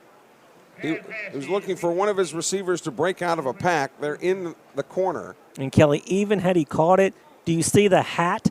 The hat that's down at the 1-yard line means that the receiver had stepped out of bounds. So even had he come back and made the catch, he would have been an ineligible receiver. So incomplete, a chance here for a field goal, though, and it would be, as you said, these are moral victory points right here. Get the 0 off the board, get into the halftime locker room with a great defensive stop and a good drive that almost ended in a touchdown, but you don't want to come away with nothing. So the Wildcats were in the Red Burrito red zone, and it will be up to William Lang now to try to convert points. This will be placed at the 24-yard line. So a 34-yard attempt, but whistles blow before the play. And a delay of game against Pearl River. It'll be 5 yards further. So now the football looks like it'll be placed on about the 32-yard line. So a 42-yard kick from Lang. He's the sophomore out of Indianola Academy. 35 seconds left to go. 1 for 2 on the season, Kelly. He's missed from 26 and made from 26. Obviously, this one back at the 30 going to be a lot longer than both of those kicks. From nearer the far hash mark. Perfect snap. This kick is a low liner. It is good. From 40 yards away. William Lang puts it through the uprights. We'll keep it here with 29 seconds left to go in the half. Boy, did they need that, Kelly. I mean, after getting just 1 yard away from scoring a touchdown before the half, to come away with nothing, I hate to use the word demoralizing, but with the way things have gone over the last couple games, I think it would have been. I think that would have been that's a big turnaround, a huge kick right there by Lang, a 40-yard. And then he had made the kick before on the delay. He had plenty of distance, and it was right down the middle. So how many times do you see that, even whether it's the coaches freezing them or that, and then the next one's missed? He makes them both. Great job by Lang to get the Wildcats on the board. Warriors will get the football here and to begin the second half of play. You remember the coin toss, they won it and deferred to the second half. So the Warrior offense will get to work once they receive this kick, and it'll be interesting to see if they try to get anything or just be content with a 24-3 lead, which is what the Warriors have now. William Lang ready to boot it away here for PRC. Good kick. And the Warriors just watch it sail through the end zone. And they didn't burn any time there either. With 29 seconds left, Pearl River out of timeouts. For the record, East Central has 2 that they can use. Yeah, I would imagine this is going to be a running play and head to the locker room after what we saw last possession from the Warriors, and probably a little disappointed that they gave up those 3 points. I mean, and they're actually going into the kneel formation. So they were trying to do this last time, but Pearl River, a great job of not allowing them to get that first down and run the clock out, and it allowed them to get their offense back on the field and come up with a 32-yard drive and a score. So they're going to take the Norwood knee here. That's right. And take that 24-3 lead at halftime. And again, the Warriors will get the football to begin the second half. 2 quarters are in the ledger here at Dobie Holden Stadium on the campus of Pearl River. It's the East Central Warriors 24, the Pearl River Wildcats 3. We'll be back with the Hardee's halftime show after this 2-minute timeout. You're watching Wildcat football on prccmedia.com.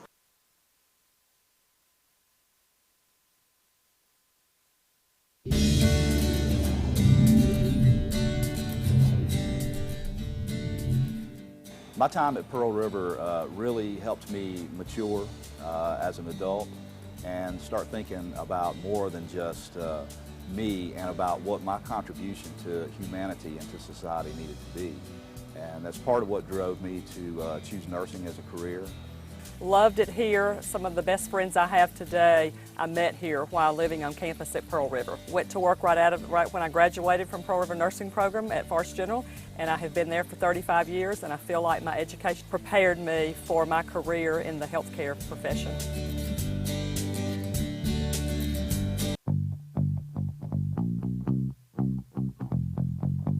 Choose a college. Go online.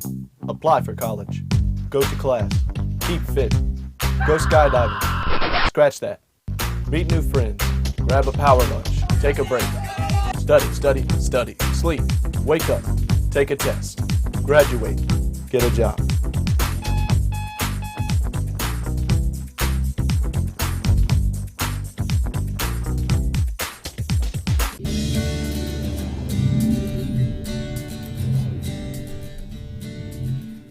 Two best years of my life as far as college goes. Met a lot of great friends that are still friends today.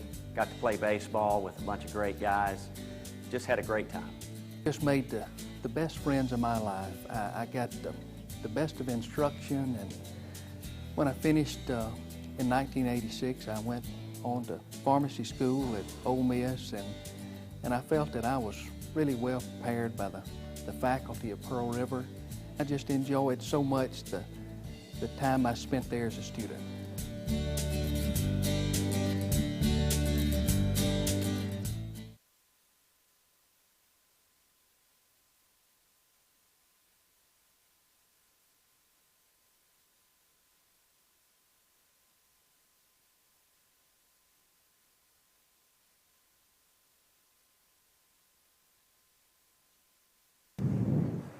Back here at Dobie Holden Stadium as the Hardee's halftime show begins. The East Central Band is playing right now, soon to be followed by the Spirit of the River and the String of Pearls. At halftime here, East Central leading Pearl River 24-3.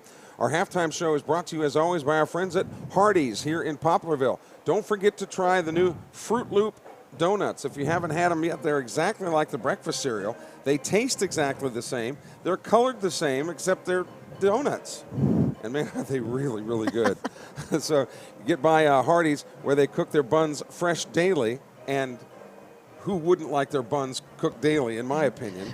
And, of course, Hardee's always voted the best tasting hamburger in the country, Hardee's Restaurant. And student and faculty, take your ID by and get a discount each and every day at Hardee's Restaurant in Poplarville, proud to support Pearl River Wildcat Athletics. Joining us here is Lee White, the softball coach at Pearl River. 16 years as the head coach, 18 years overall, a native of Quitman, Mississippi, and we welcome you, Coach. Good to have you here. Hey, thanks for having me. Most people think that because it's fall, there is no such thing as baseball or softball. Wrong. Wrong. Right? Tell us what's going on. It's been a hot one. We started our 6 weeks last week. We get 4 playing dates, and we got our first playing date here Saturday against Pensacola State Junior College. Now you say we get 6 weeks, or we get whatever. Tell us about what you mean by that. In the fall, we get 6 weeks to play and practice as a team, hours unlimited on the field. Before and after, we get them 8 hours a week.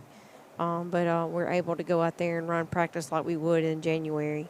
So for 6 weeks, we'll be out there and working them from anywhere from 1:30 to 4:30 or 5, just like a normal routine starting in January. And part of this is so that you can see some of the recruits. Since you only get these players for 2 years, it's a great opportunity for you and your staff to really see what you have. Right.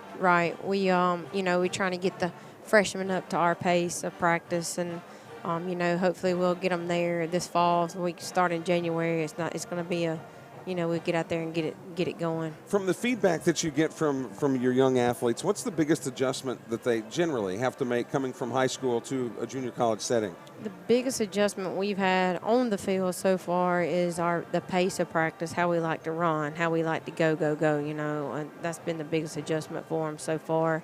And here, we cover everything every day. We hit, we field, we pitch, we catch every day. So that's a big adjustment for them too, because in some instances in high school, they might not, get out and do the full thing every day. So academically, how do they handle it, Coach White, coming out of high school? We have to teach them time management, help them along the way. We have study hall hours. We, keep a check on the grades. I just sent out a grade report yesterday, as a matter of fact. So we keep a check on them with that, and it's time management. It's tough for some of them, but it's all about time management, isn't it? But boy, if you can learn that tool, that is something you can carry with you through life. That will help you. Most of the kids are from around the area, but do you have to battle any homesickness? I do. We battle that with some of our out-of-state kids. If they're a ways away. We get a little homesick on us, but, that comes with our sophomore leadership, taking them under their wing and, showing them the way and spending a little more time with them.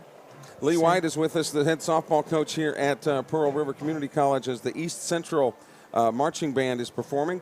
Again, Pearl River's band will be on the field momentarily. Now, big doings with the soccer facility, and of course the dub and softball's next. Now, tell us what about the drawings and everything that you'd like to see happen. Yeah, we have a drawing in place, and thanks to Dunnigan Engineering, we appreciate that. And we have a drawing in place. I've had some people come up and look, and I've been talking to some people to try to get some things going. Some donors going. Exciting things here at Pearl River. Our baseball field looks really good. And soccer's got their locker room up and going, so proud for them. But a lot of good things going on. It is. So is there a non-recruiting season? Is there a recruiting season? Take us through how that works. It's year-round. Okay. We are on the go all the time. I think in December nothing's going on. That's about the only month, huh? Mm-hmm. But, a lot of the high schools, and I know there's talk with the Mississippi High School Activities Association of actually ditching slow pitch softball because fewer and fewer schools are participating. Yeah, that is true. I'd heard it was going to happen this year, but I'm really not sure if that's going to be the case. But a lot of schools are picking up volleyball. Like we picked up volleyball here for next year. So a lot of other schools are picking volleyball up to replace that slow pitch. So when you're out recruiting young athletes, Coach White, does the fact that they play, usually do the young women that play slow pitch also play fast pitch? Some do. Some coaches make them play slow pitch to play fast pitch. And some don't play slow pitch and play fast pitch. It just varies. It's just what their coaches want. Are the X's and O's of slow pitch and fast pitch any different? Slow pitch, you're going to get some defensive players. They get a lot of hard balls hit to them, a lot more than maybe fast pitch. But it is different. It's a slower paced game. It's not as fast and as close. But when you're out recruiting athletes, do fast pitch players have an advantage right away because they're fast pitch players as opposed to the slow pitch athletes? Maybe as far as in hitting, in some cases, yeah, but not. Defensive wise, there's some good kids out there that's come from slow pitch programs that they got a good glove. If you could wave a magic wand, would you get rid of slow pitch at the high school level simply because there's no opportunities for the young women at junior college or college? My personal opinion, yes, I would. To give the other kids time to spend with fast pitch, to learn the game and to go through routines, like to get them ready to go to college and play fast pitch. Yeah. You guys made the playoffs last year. We did. We did. We come in fourth. It was a really good year. We lost 12. And, I had a good group last year, a really good group. We're looking to get back there and finish higher than we did last year. But so far, so good in the fall. So far, so good. We're getting out there and grinding it, and hopefully we'll get everything going. We will. We'll get back there. We just got to keep working. Well, we wish you nothing but continued success going forward, Lee White, and now the 16th year. Head coach now, the softball team, but here on the campus for 18 years. You miss Quitman at all there? I don't even get to go home much anymore. No, me and my brother have a little farm back home, and I don't even get to go help him much that way. So, but hey, this has been home for me for 18 years, and I'm sure he tells you about it too. You never help, sis. I get it all the time, all the time. It's our farm, but I'm doing all the work. I've cut the grass all summer. You hadn't been home to help me, so that's what I get. Well, I'm sure everybody will be all right. But Coach Lee White, thanks again and continued success. Thanks for being with us. Thanks for having me. I appreciate it. The Hardee's halftime show will continue in a moment. The Pearl River Band getting ready to perform. We'll have a little sample of that, and Captain D. David Sutton will be along shortly with his installment of the Captain's Log coming up in just a moment. We're at halftime here at Dobie Holden. The Wildcats trailing the Warriors 24-3. Back with more in a moment. You're watching Wildcat football on prccmedia.com. Get treated like family at the Poplarville Eye Clinic. Poplarville Eye Clinic can take care of your basic exam needs, and their professional staff treats dry eyes, allergy issues, pink eye, and glaucoma problems. Poplarville Eye Clinic offers pediatric exams and can fit regular and specialty contacts. Need glasses? Pick from brands like Ray-Ban, Coach, Nike, and Guess. Book your own appointment on their Facebook page or stop by 1249 South Main Street in Poplarville. Call 601-795-0137.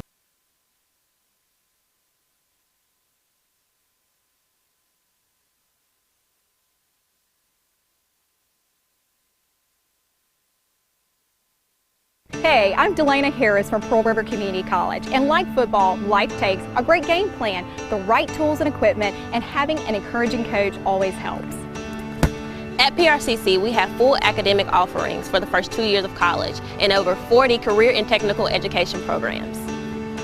With personalized advising and a student-instructor ratio of 17-1, creating your game plan for success is easy. So come join our team at Pearl River Community College and enroll with the Maroon and Gold. Get treated like family at the Poplarville Eye Clinic.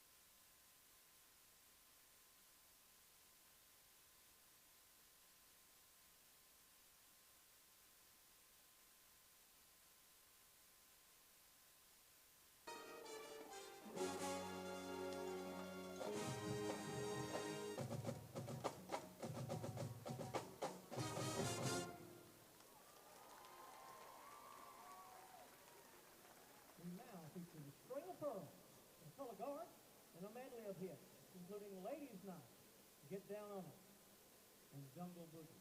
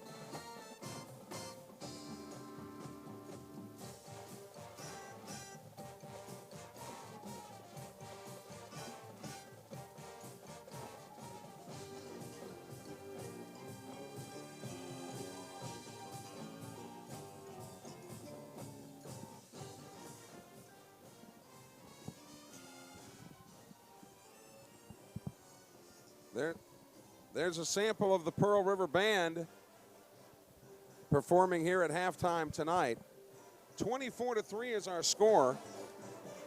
24-3, the Warriors over the Wildcats, as you got a little sample of the Spirit of the River Band.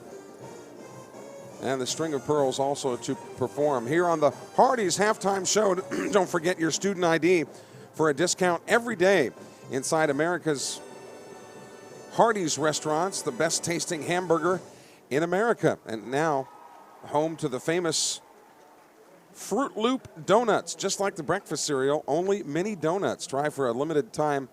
They're available now at Hardee's in Poplarville. When we come back after this break, Captain D. David Sutton with his next installment of the Captain's Log. More of the Hardee's halftime show after this break.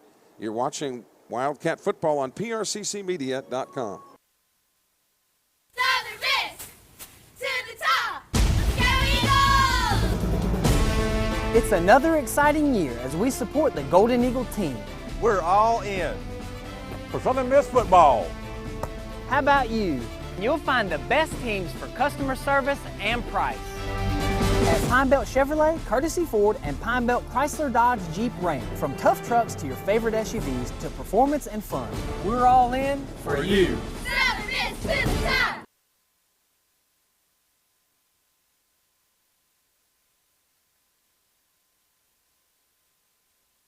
Hey, I'm Delana Harris from Pearl River Community College, and like football, life takes a great game plan, the right tools and equipment, and having an encouraging coach always helps.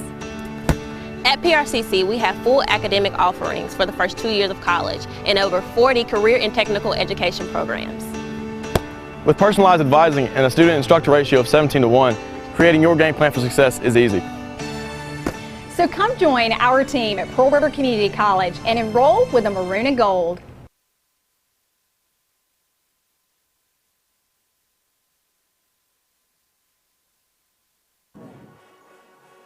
The Spirit of the River Band finishing up its great performance. It's tribute to Kool and the Gang. Of course, I can listen to that stuff all night long. The Spirit of the River, the largest band ever to be fielded here at Pearl River Community College. You're seeing the after effects of that great number here tonight. What a performance as they pay tribute to Kool and the Gang. East Central leading Pearl River 24-3 here at halftime. And the Warriors will get the football to begin the second half. And how did we get to this 24-3 score, you ask? Well, no one better to answer it than Captain D. David Sutton with his latest installment of the Captain's Log. Well, Kelly, the Pearl River Wildcats obviously coming off of 2 games in which, quite frankly, they weren't very competitive in, and were hoping to get off to a good start. Well, the opening kickoff kind of doused that plan a little bit as the ball actually was kicked a little bit shorter than what the deep guys were. When they came up, the ball hit around the 16-yard line, and after all was said and done, Pearl River had to start that first drive at the 7-yard line. And after a couple of plays, it ended up being an interception. Tavis Williams was picked off, and East Central starting their first drive at the 16-yard line, and they didn't take long. Just a couple of plays is all they needed, ending in a 15-yard TD reception. Cavante Caston on kind of a swing pass from the quarterback Asagunla, and just like that, at the 13:47 mark, just a minute and 13 seconds into the ball game, that good start that Pearl River hoped for was off the board as East Central led it by a score of 7-0. And then the second drive for Pearl River, well, it did not go very well. Also a 3-and-out, and after a short punt, once again, East Central had fantastic field position. They're starting this drive at the Pearl River 45-yard line. In fact, that was a theme of the first half as East Central had 7 official drives. Again, the last drive, of course, they started, but of their first 7 drives in that first half, 5 of them started in Pearl River territory. This one at the 45-yard line. Actually, though, the Pearl River defense started to show signs of what we saw in the second quarter. They forced a 4th down and 1 situation, but East Central decided to not try the field goal. They went for it. Were able to convert, not by much, on a quarterback sweep over the left side, but when you only need 1 and you get 2 or 3, that moves the chains. And it ended up on the very next play, actually, a 20-yard touchdown reception. Jalen Zachary on a bubble screen from Asagunla. He goes into the end zone on the near side pylon. That PAT was also good. In less than 4 minutes into the ball game, East Central had grabbed a quick 14-0 lead. They ended the first quarter with another touchdown reception by Cavante Caston. This a 19-yard touchdown reception, once again, though, off of a short field. This time starting on the Pearl River 30-yard line after a punt went off the side of the foot of Pearl River Wildcat punter Will Lang. The 30-yard drive only took 5 plays to complete. It ended up, that ended the scoring in the first quarter at the 3:36 mark, 21-0 East Central. And in that first quarter, it was all East Central, 109 yards of offense to just 18 for Pearl River. The Wildcats, though, began to get their footing offensively, moving the football a little bit, getting their first downs of the ball game in the second quarter.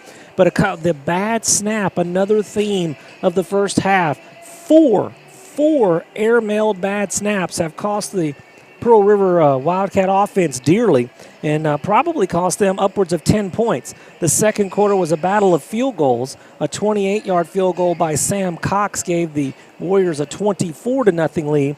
And just before the end of the half, inside the 32nd mark, Will Lang, I tell you what, I don't know how this game is going to end, but if Pearl River makes a game of this in the second half, you can look all the way back to that 40-yard field goal by Will Lang. For those joining us late, Pearl River had gotten the football back late in the first half, had gotten it all the way down to the 1-yard line with just a minute and 2 seconds to go, rushed to the line of scrimmage trying to basically give the ball to Ron Thompson to run it in, and another air-mailed snap took the ball all the way back to the 16-yard line. Pearl River had to settle for a 40-yard field goal attempt after getting the ball all the way down to the 1, but Will Lang at least put those points on the board, 24-3. Statistics in the first half obviously skewed toward East Central. Ron Thompson officially, though, here's the stat of the night, 11 carries for 37 yards, but hold your tickets on that. He's been credited with 3 rushes because he's had to go back on these air-mailed snaps and actually recover the football. On those 3 plays, he lost 41 yards. So in reality, Ron Thompson has 8 carries for 78 yards. He's averaging nearly 10 yards a carry, but credited because he had to go back and field those bad snaps. With the losses overall, East Mississippi 206 yards of total offense, 133 on the ground, only 73 through the air. And Pearl River 62 yards of total offense. Remember, I just told you 41 yards of lost offense though on just those 4 plays. So that's a little bit a little bit skewed, so to speak. 51 on the ground, 11 through the air. What is not skewed is the fact that the Pearl River passing game has been non-existent. Only 1 of 10 for 11 yards through the air, also with an interception. On the other side, the leading rusher in the MAC-Jack, James Smith III, he's done exactly what he's done all season, Kelly. 14 carries for 80 yards as he leads the way offensively for East Central. And he averages about 103 yards a game, so he's well on pace to break his average here tonight as the Warriors will receive the football to begin the second half. Our halftime show brought to you, as always, our friends at Hardee's Restaurant. Every time you get to Poplarville, I love going by Hardee's. They have America's best tasting hamburger as tested by Consumer Reports. And now for breakfast, as they're cooking or baking, I should say, the buns fresh daily, you can try the new Fruit Loop donuts. They are really hard to resist. They taste just like the breakfast cereal, but they're the mini donuts. Available for a limited time. Go by Hardee's and try your Fruit Loop donuts today. So ready to kick it off here in the second half. The Warriors will receive it.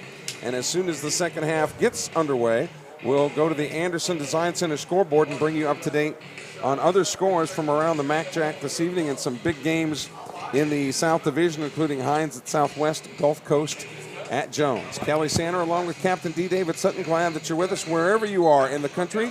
And you can always check in with us at area code 601-310-7077. Well, they didn't get the good start to the ball game, Kelly, that they were hoping for. But we'll see, can Pearl River build off of that great defensive stop to give their offense a chance to put points on the board? And the offense getting some points on the board, they need a stop and a score just like that. In this game, the momentum could finally swing back to the Wildcat side. The defense will be in a position here to where it will have to set the tone for the Pearl River offense as we get underway. That kick by Lang is away, and it's a low knuckler that will wiggle its way down inside the 10, picked up at about the 8-yard line. And we've already got a flag down. Running it back is Caston. Caston down the sideline. Will anybody catch him? Streaking and tight-roping gets down to about the 15-yard line, but a penalty marker way back at the 25, and usually Captain D. David Sutton, that goes against the receiving team. Yeah, I think the official is telling everyone to come on back. We're going to be playing on this side of the field. In fact, he's pointing in that direction. So this is absolutely going. The blockers that were engaged right there at the point where Caston truly broke it free, obviously were being held or getting blocked in the back. I didn't see which one it was, but I have seen the referee's indication there. It's a hold. So it'll just depend on where they want to mark it from. But if it's from the flag, East Central should be starting this drive from inside their own 20. And that would be good news for Pearl River because the defense, which has been pretty stalwart so far, you might not think it with 24 points on the board, but again, where East Central has started some of these drives, it's not a bad number at all. Yeah, Kelly, even with those late possessions that started deep in their own territory, the average starting field position for the Warriors in the first half was the Pearl River 48-yard line. That's the average. And here come the Warriors as they march backward. The football will be spotted at the 15. So as it turns out, nice job by Pearl River special teams to back the Warriors back to the 15-yard line. And leading the way again for the Warriors is Mario Asagunla, the sophomore quarterback out of Hillcrest Christian. 1st and 10 for the Warriors. Play action. Pass out into the right flat, one of those wide receiver screens. We've got a penalty marker back at about the 1-yard line.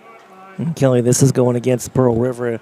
It looks like a personal foul roughing the passer. Josh Booker Brown is the man that they will whistle for the infraction. So this will move the Warriors further up after a gain of about 5 on the play, but they'll march this one forward. Updating the Anderson Design Center scoreboard, games from the South Division, still no score between Gulf Coast and Jones. That is in the second quarter in Ellisville tonight. Hines is leading Southwest 14-0 down in Summit. That is a first quarter score. Hines 14, Southwest nothing. All of our scores brought to you by our friends at Anderson Design Center off of Highway 98 in the Oak Grove area. Quarterback keeper to Asa Gunley, and he's gobbled up and goes nowhere. Nice job there by Pearl River's Reggie Williams, who continues to show why he's among the tackle leaders in the MACJAC. Gain of maybe a yard on the play, 2nd down and 9 with 14-12 left to go here in the third quarter. Interesting to see the Warriors again. Asa Gunla, if you weren't with us earlier, came into the ball game with only 3 carries for 7 yards on the season. He's got 6 carries tonight in this ball game alone. 2nd down and 9. Asa Gunla wants the football, rolls to his right, quickly pulls the trigger. This pass is a little bit short, and his receiver had to come back and short hop it. It's incomplete. Made the grab, but it was after one hop. They're on the defensive coverage for Pearl River. Over there on that side of the field, Williams was in the area again. And also there for PRC was Kyron Norwood, the sophomore out of Forest County AHS. Kelly, there have been so few of these 3rd and long situations. Pearl River's defense, you almost feel like they need to get off the field right here and give their offense a chance, which should be some decent field position if they can get the stop. To set the tone for the offense indeed. So here's Asa Gunla with a running back split to his left, twin receivers to the far side of the field.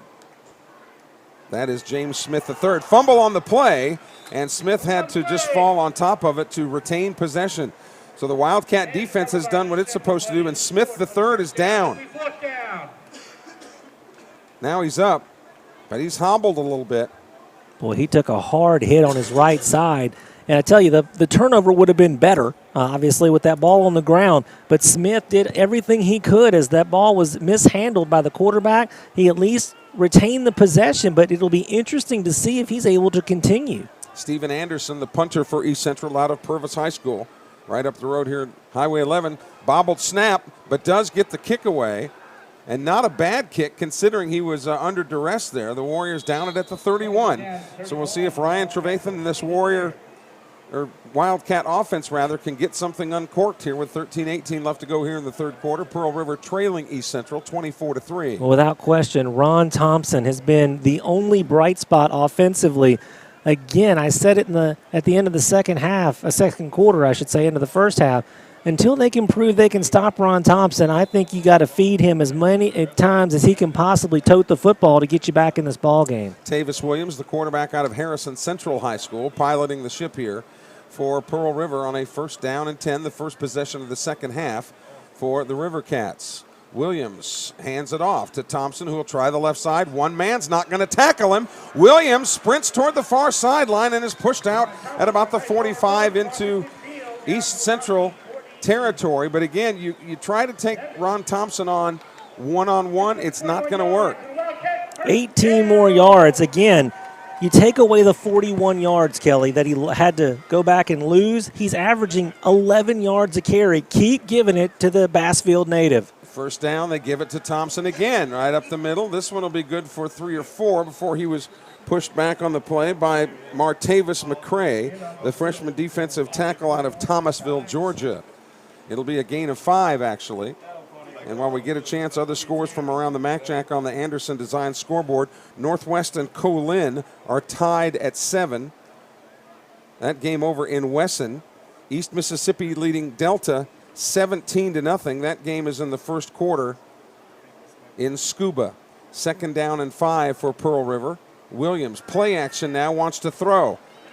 Drills it down the middle of the field, looking for a receiver, and he had a receiver open, but just slightly overthrew Keontae Payton out of Brandon, and he was flying down the field. He was open.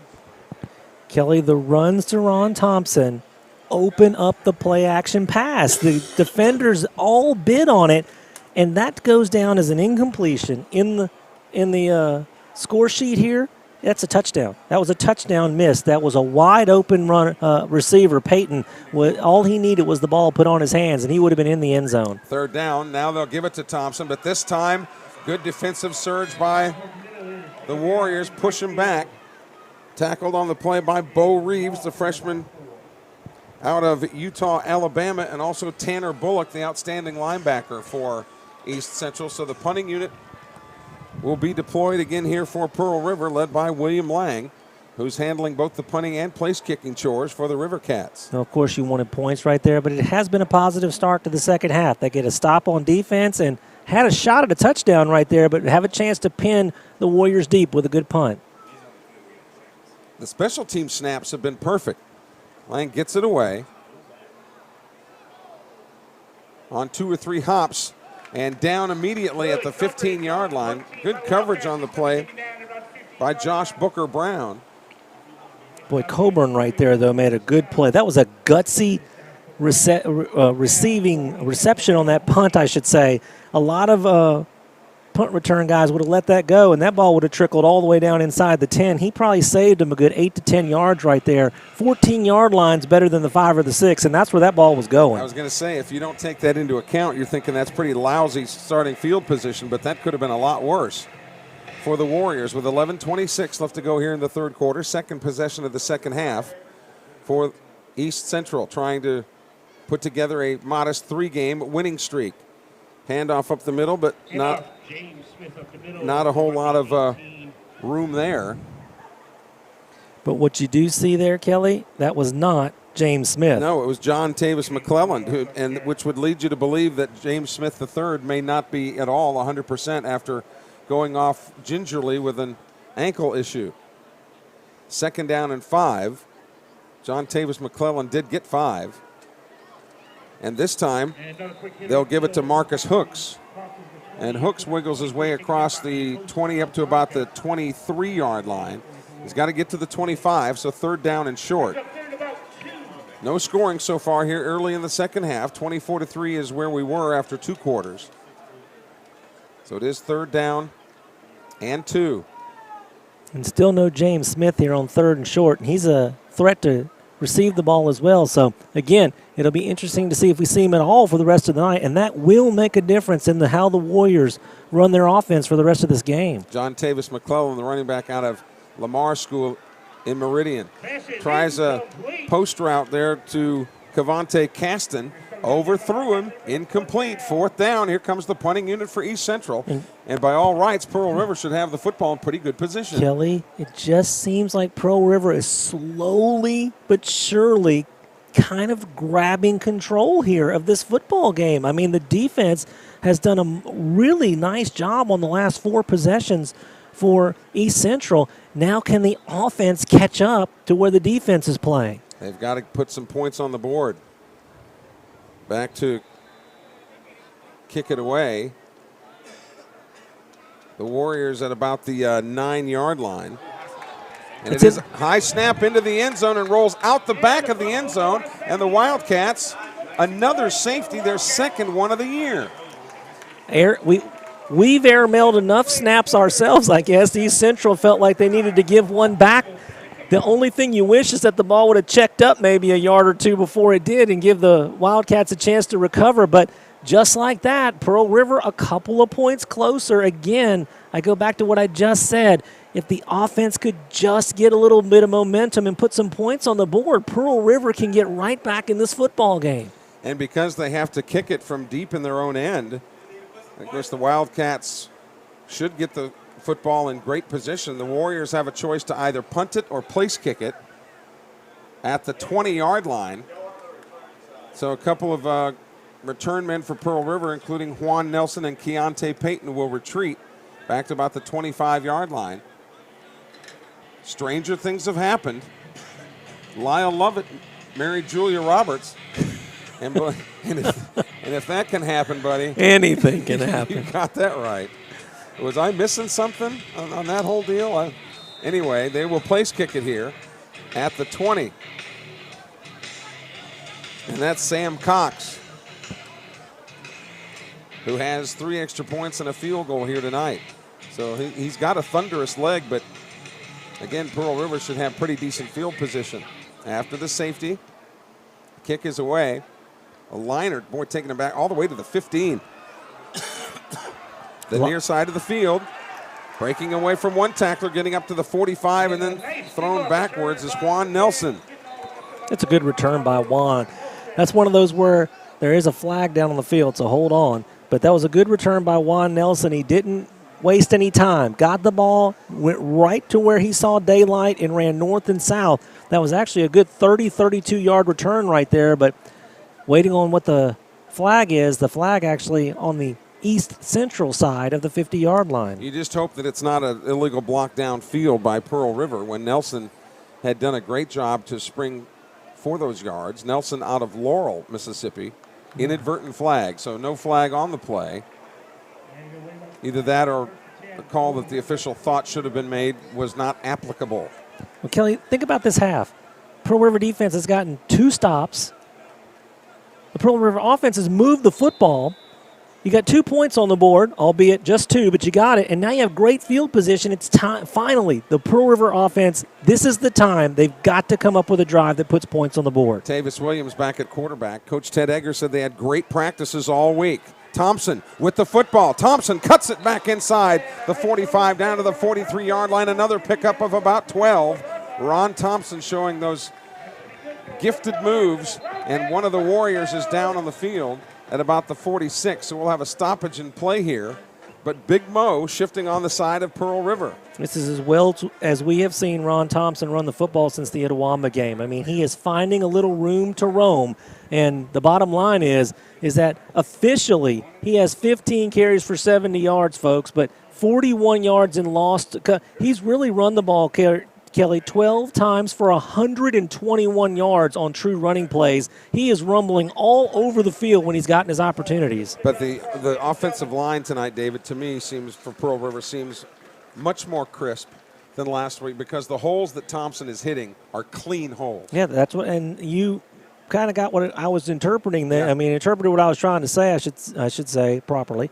But he's got room. There's some gaps there. And when you give Ron Thompson a little bit of room, that's all he needs. He's a small guy, and he rumbles when he gets through, and he's tough to bring down. Again, he's had a great night running the football. 1st and 10 at the 43-yard line with 9:37. Clock is moving. Left to go in the third quarter. Pearl River on the move. 1st and 10, trailing this game by 3 touchdowns. They've got to get one here. Tavis Williams will call his own number right up the gut. Gets forward for about 2 or 3. But again, tackled on the play by the outstanding linebacker Tanner Bullock, the sophomore out of Houston, Mississippi. 2nd down coming up. 3 receivers to the near side. Tavis Williams at quarterback tonight. Cooper Callis has played a couple of snaps. They've also used Polk at the quarterback position, has Pearl River. But Tavis out of Harrison Central, where he was coached by Casey Kane. His offensive coordinator was Patrick Garvin. On 2nd down. Play action, throws across the middle. It's caught down at about the 30-yard line, and then brought down was Keontae Payton. Payton with the reception. And a nice completion there on a crisply thrown ball by Tavis Williams.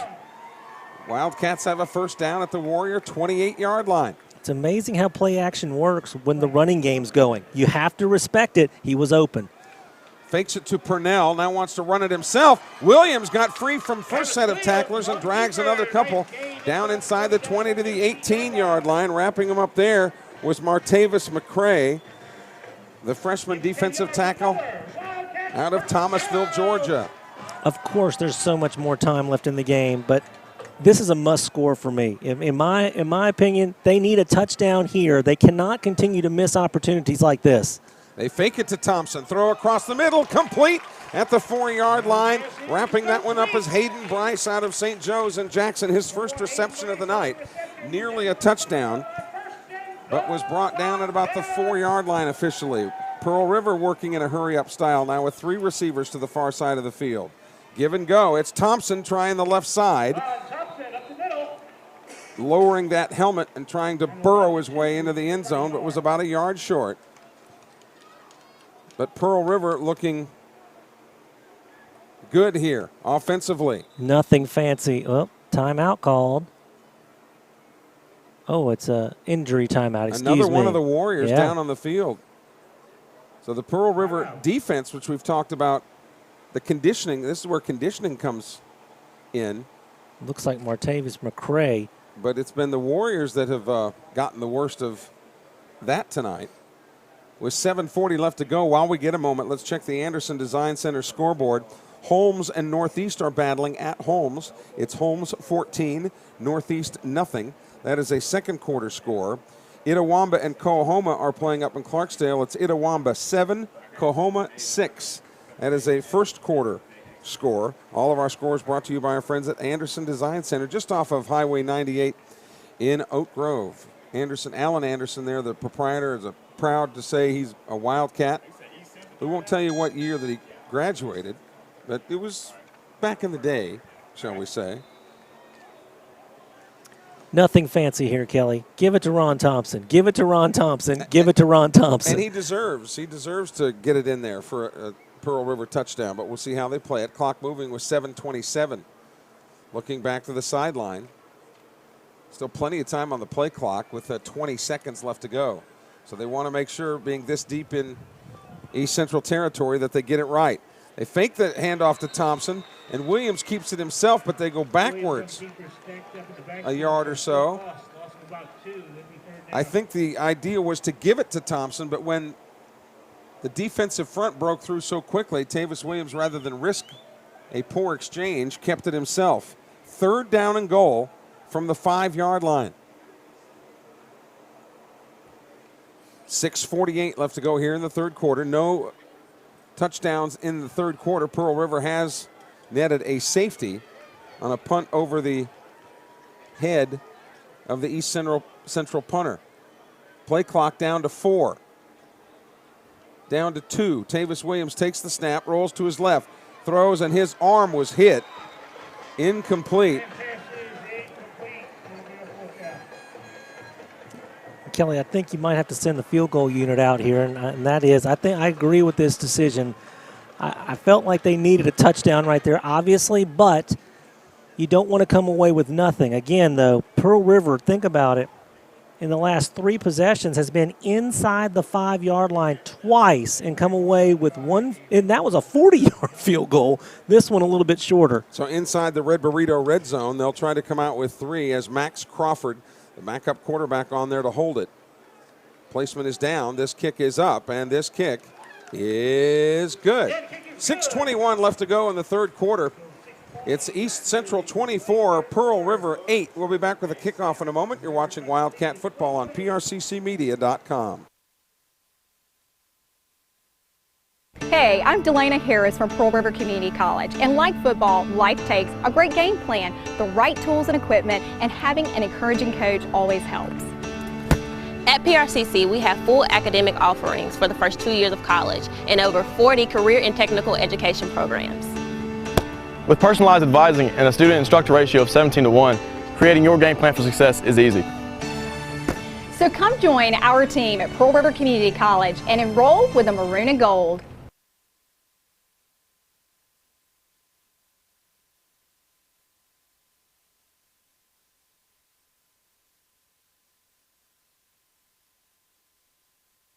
Kelly Sander with Captain D. David Sutton back at Dobie Holden Stadium on the campus here at Pearl River.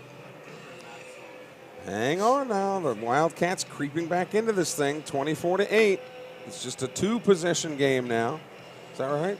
That's right. Yeah. Good math. I was going to say, with all this new math, you're not sure if you're doing it right or not. Well, you're not allowed to do it 24 minus 8, trust me. Okay, you have to do it the other way. You got to put the 20s in a column and the 4s in a column. Yeah, I've got a youngster.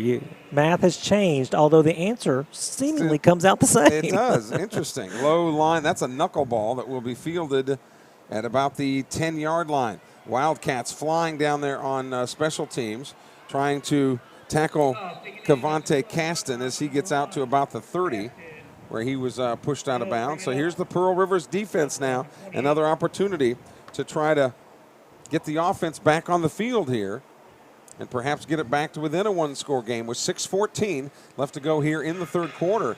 And you talked about that quick start, Captain D, that the Warriors got, but since then they've been sputtering a little bit and not hitting on all cylinders, and you have to give some of that credit to the Pearl River D. Oh, absolutely. I mean, again, I'm doing some math here, but it was 21-0 after the first quarter. Since then, Pearl Rivers have outscored East Central 8-3, and they kind of had control of the game over the last quarter or so. Another quarterback in the game for the Warriors that has the handoff go straight ahead. The new quarterback is Brady Anderson.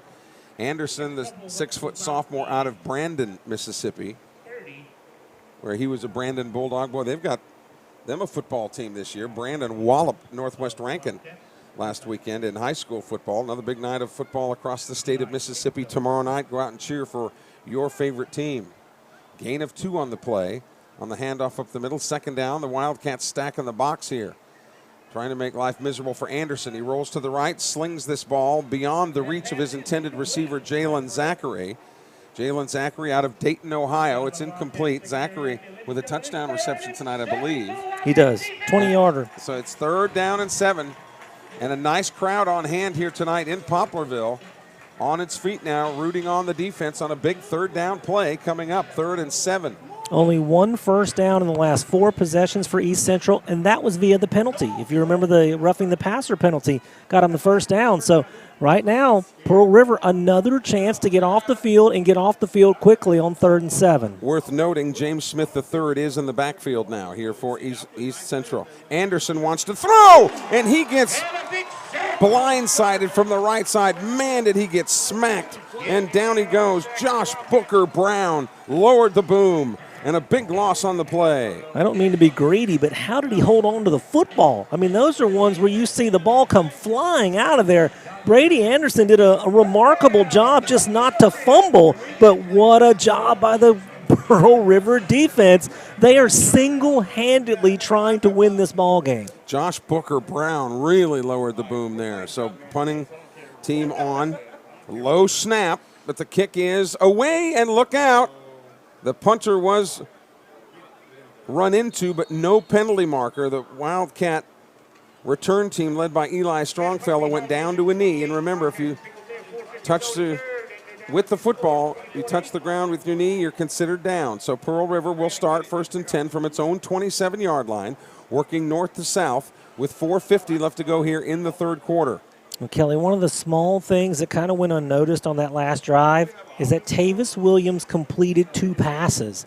And I mean that sincerely, is that he finally got his range down a little bit. If they can start to mix in some successful passing yardage with this Ron Thompson running attack, they can find some success running the football. There are big plays to be had in the passing game because they have to respect Pearl River on the ground right now. Donovan Hickman, the tight end, is wing left for Pearl River. Tavis Williams on a 1st and 10. Williams rolls to his right, throws quickly to the sideline. Pass is caught by Bryce. Tries to get away from a couple tacklers and gets up to about the 35-yard line. Tackle on the play made by Peyton Rogers, the freshman linebacker out of Forest, Mississippi. But you definitely see a spring in the step of the Pearl River offense now that you haven't seen in a while, quite frankly. That was a gain of 8. 2nd down and 2 coming up. Clock moving with 4:25 left to go here in the 3rd quarter. On the quick count, Williams hands it off to Purnell. Purnell bulldozes his way forward, breaks from some tacklers and gets inside the 40 and is pushed out at the 35-yard line. Jesse Purnell with a great run for Pearl River. And again, Kelly, it's amazing.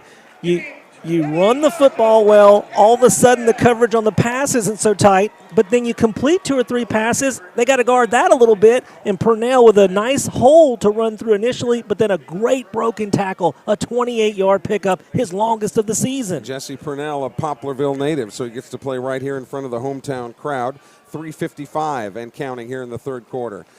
Tavis Williams on the play action, throws across the middle, incomplete. I'm not sure whether he was going for Dwayne Lee cutting across the middle or a little bit further downfield to KJ Breland.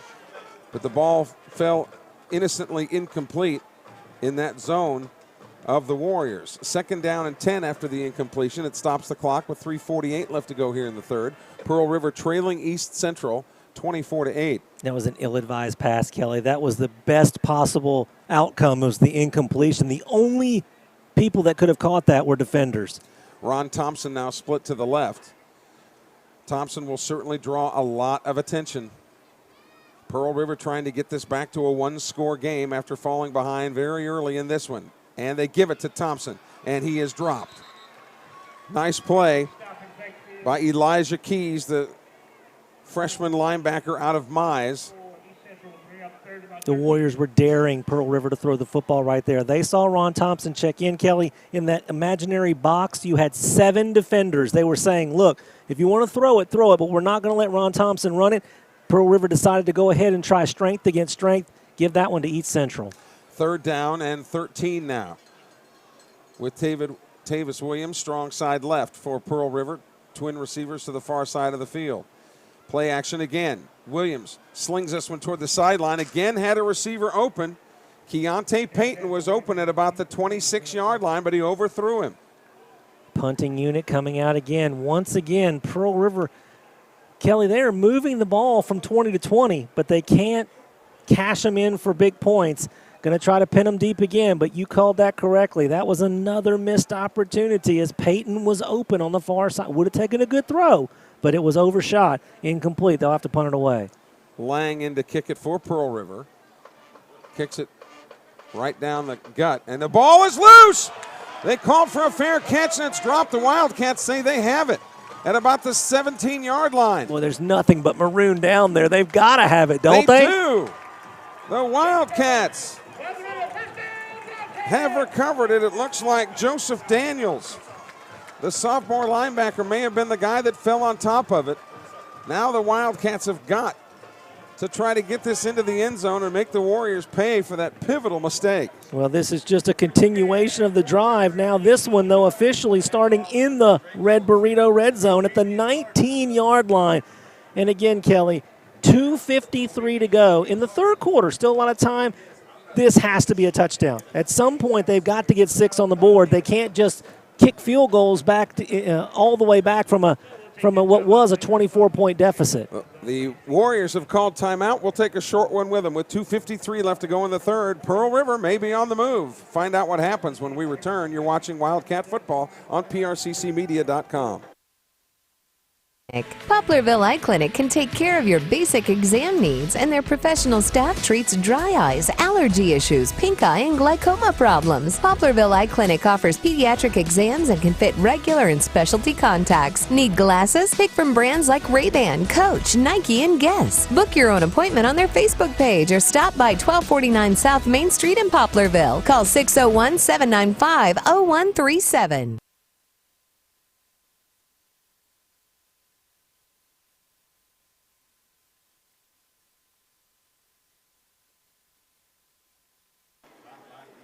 So the Warriors burned their first of 3 timeouts here in the second half, and they've got to regroup here. That should have been a 1st and 10 for the Warriors, but they botched the punt return. Pearl River has the football. Ron Thompson now has the football. Spins away from one tackler. Thompson to the far side of the field. Cuts it back in. Runs into his own man, and I think got knocked out by his own man. Some friendly fire there at about the 3-yard line. Inside the 5 for the 3rd time in the last 5 possessions. This has to be a touchdown. So inside the Red Burrito red zone, the Wildcats have put up some points, but not the 6-point variety. 2:31 left to go here in the 3rd quarter. The Wildcats have a 1st and goal. Thompson is split to the left of Tavis Williams. Out of the shotgun, a high snap. They fake it to Thompson, and Tavis Williams into the end zone. That's a Wildcat touchdown. Boy, everybody on the field dove for Ron Thompson, and why not? You had to feel like they were giving it to him. Great play call, great execution. Williams gets into the end zone. Now they're going to go for 2 to try to make it a 1-possession game. And as big as that touchdown was, this 2-point conversion's even bigger. Kelly, the first touchdown that Pearl River has put on the board since the 1st quarter of the East Central game. It has been a long time between scores. So Thompson is there again.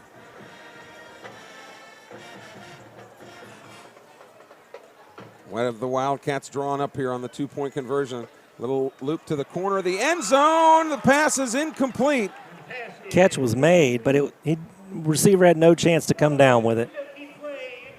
Hayden Bryce looks like was the intended receiver there, and as David mentioned, did make the catch, but he was out of bounds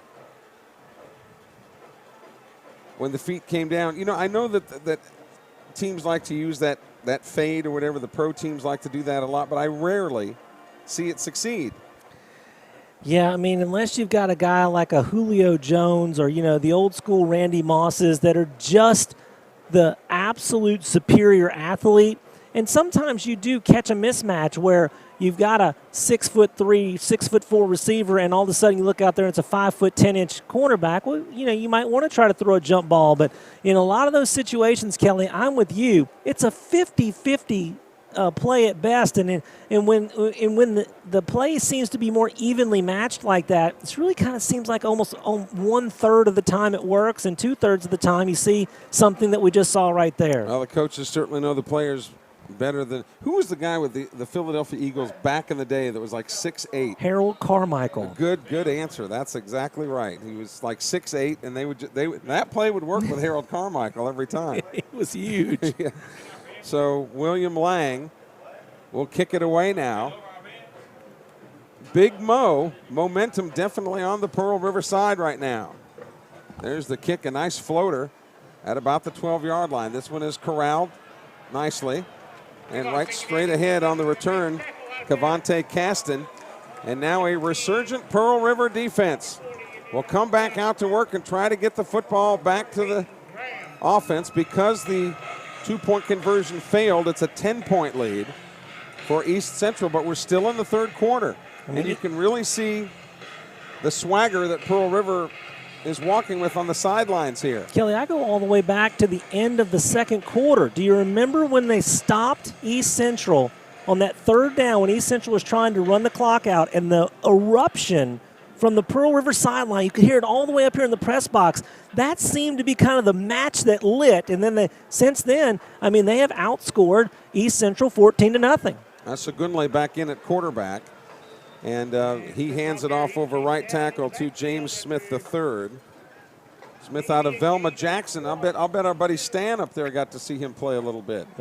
James Smith III, a gain of a 2 on the play, brings up a 2nd down and 8 with 1:50 left to go here in the third quarter. Pearl River trying to make a quick defensive stand and get the pigskin back for the offense, which garnered a touchdown its last possession. Asagunle, the quarterback. Play action, wants to throw. He's in trouble. Now lobs it across the middle, incomplete. The intended receiver was Ray Thomas, the tight end out of Senatobia, but he got decked as he let the football go. It's 3rd down and 8 for the Pearl River defense, and this crowd is on its feet. Yeah, look at the bench, too. I tell you what, Kelly, if you rewound the tape and went back to about the midway point of the second quarter, it wasn't all that exciting around here, but for the last quarter and a half, this Pearl River defense, again, by themselves, have almost carried this team back into this ball game, a chance to get off the field once again with a 3-and-out. And that incompletion stopped the clock with 1:28 left to go in the third quarter. Asagunle wants to pass again, steps up into the pocket, throws across, and that pass is caught by Caston. Caston streaking down the sideline. Drops the football! And Pearl River has it. What a play by the Pearl River defensive back after a 30-yard pickup. The strip and scoop, and Pearl River's defense has done it again. Josh Booker Brown. How many times can you say his name tonight? He was the man that made it happen. It looked like Caston may have been off to the races. It actually goes down as a 33-yard completion, but 2 consecutive possessions in which Pearl River has forced a turnover, and the offense can come back on the field. Even a field goal gets it back to a 1-score game. And, Kelly, that doesn't go down as an official first down. On the last 6 possessions for East Central in this football game, they have only gotten 1 first down, and that was via a penalty. Markevian Quinn watching tonight, the webcast, also from the 607 area code in Hornell, New York. Go Cats, 1st down and 10. Pearl River with new life. Tavis Williams will run it himself. Nice footwork, cuts to the outside. breaks a couple of tacklers, gets up for a gain of about 6 on the play, maybe 7, where he was tackled on the play by Peyton Rogers, the linebacker out of Forest, Mississippi. Brings up a 2nd down and 4 as we're south of 1 minute left to go here in the third quarter. Pearl River trailing East Central 24-14. It's amazing what's happened, Kelly, when you don't give those negative plays, whether it's a penalty or the bad snaps. When Pearl River getting 4 or 5 on first down, they are able to get a little bit momentum, kind of moving downhill, and success. They're getting yardage on the offensive side of the football now. There goes the blitz, and Thompson is practically decapitated at about the 47-yard line. A lot of the Wildcat fans want a flag on Martavis McCray. Well, I don't know if it deserved a flag, Kelly, but if they threw it, nobody would have complained. East Central got a break right there. And no gain on the play. 3rd down and about 5. The Wildcats will probably make this the last play of the third quarter. 13 seconds, 12 seconds, 11 seconds. Jumping off sides and a bad snap that the Wildcats will just have to fall on. So with 3 seconds left to go in the quarter, now 2 seconds. That's going to be against East Central, though, Kelly, because they actually should have stopped the play because of contact. But this 5 yards, they're going to have to mark it off precisely because they need almost exactly 5 yards. I think this is going to move the sticks for Pearl River. It is against the Warriors. I mean, they need 5 yards almost on the dot. East Central Community College out of Decatur, Mississippi, north on the Highway 15 as you go out of Laurel. What other towns you run across up there on the 15? Newton? Noxapater? Philadelphia? No, not Philadelphia. No, Louin. Louin. That's right. Stringer. The Monticellis or Monticellis, whichever way you want to pronounce that, cheering us on in the 585 area code. Well, I can't believe they didn't measure that, Kelly. They gave Pearl River the first down. 2.3 seconds left to go here in the third quarter. That should do it, actually. Yeah, yes. They're going to roll the clock. So what a third quarter, though, by Pearl River. That's about as good as you could have asked for. That showed a lot of heart and a lot of determination. 1 more quarter to go, and we'll have it for you when we return. You're watching Wildcat Football on prccmedia.com. We want to thank you for quickly making Pine Belt Chevrolet one of the area's biggest dealerships. We're selling a lot of vehicles because you're finding out the best price and best service are right here. And during Truck Month, you get 18% off all 2018 Silverado 1500s, plus 90-day deferred payment, and 14% off all 2018 Tahoes, or choose from a big selection of certified pre-owned. New Pine Belt Chevrolet, Highway 98 West at Bellevue. Count on it.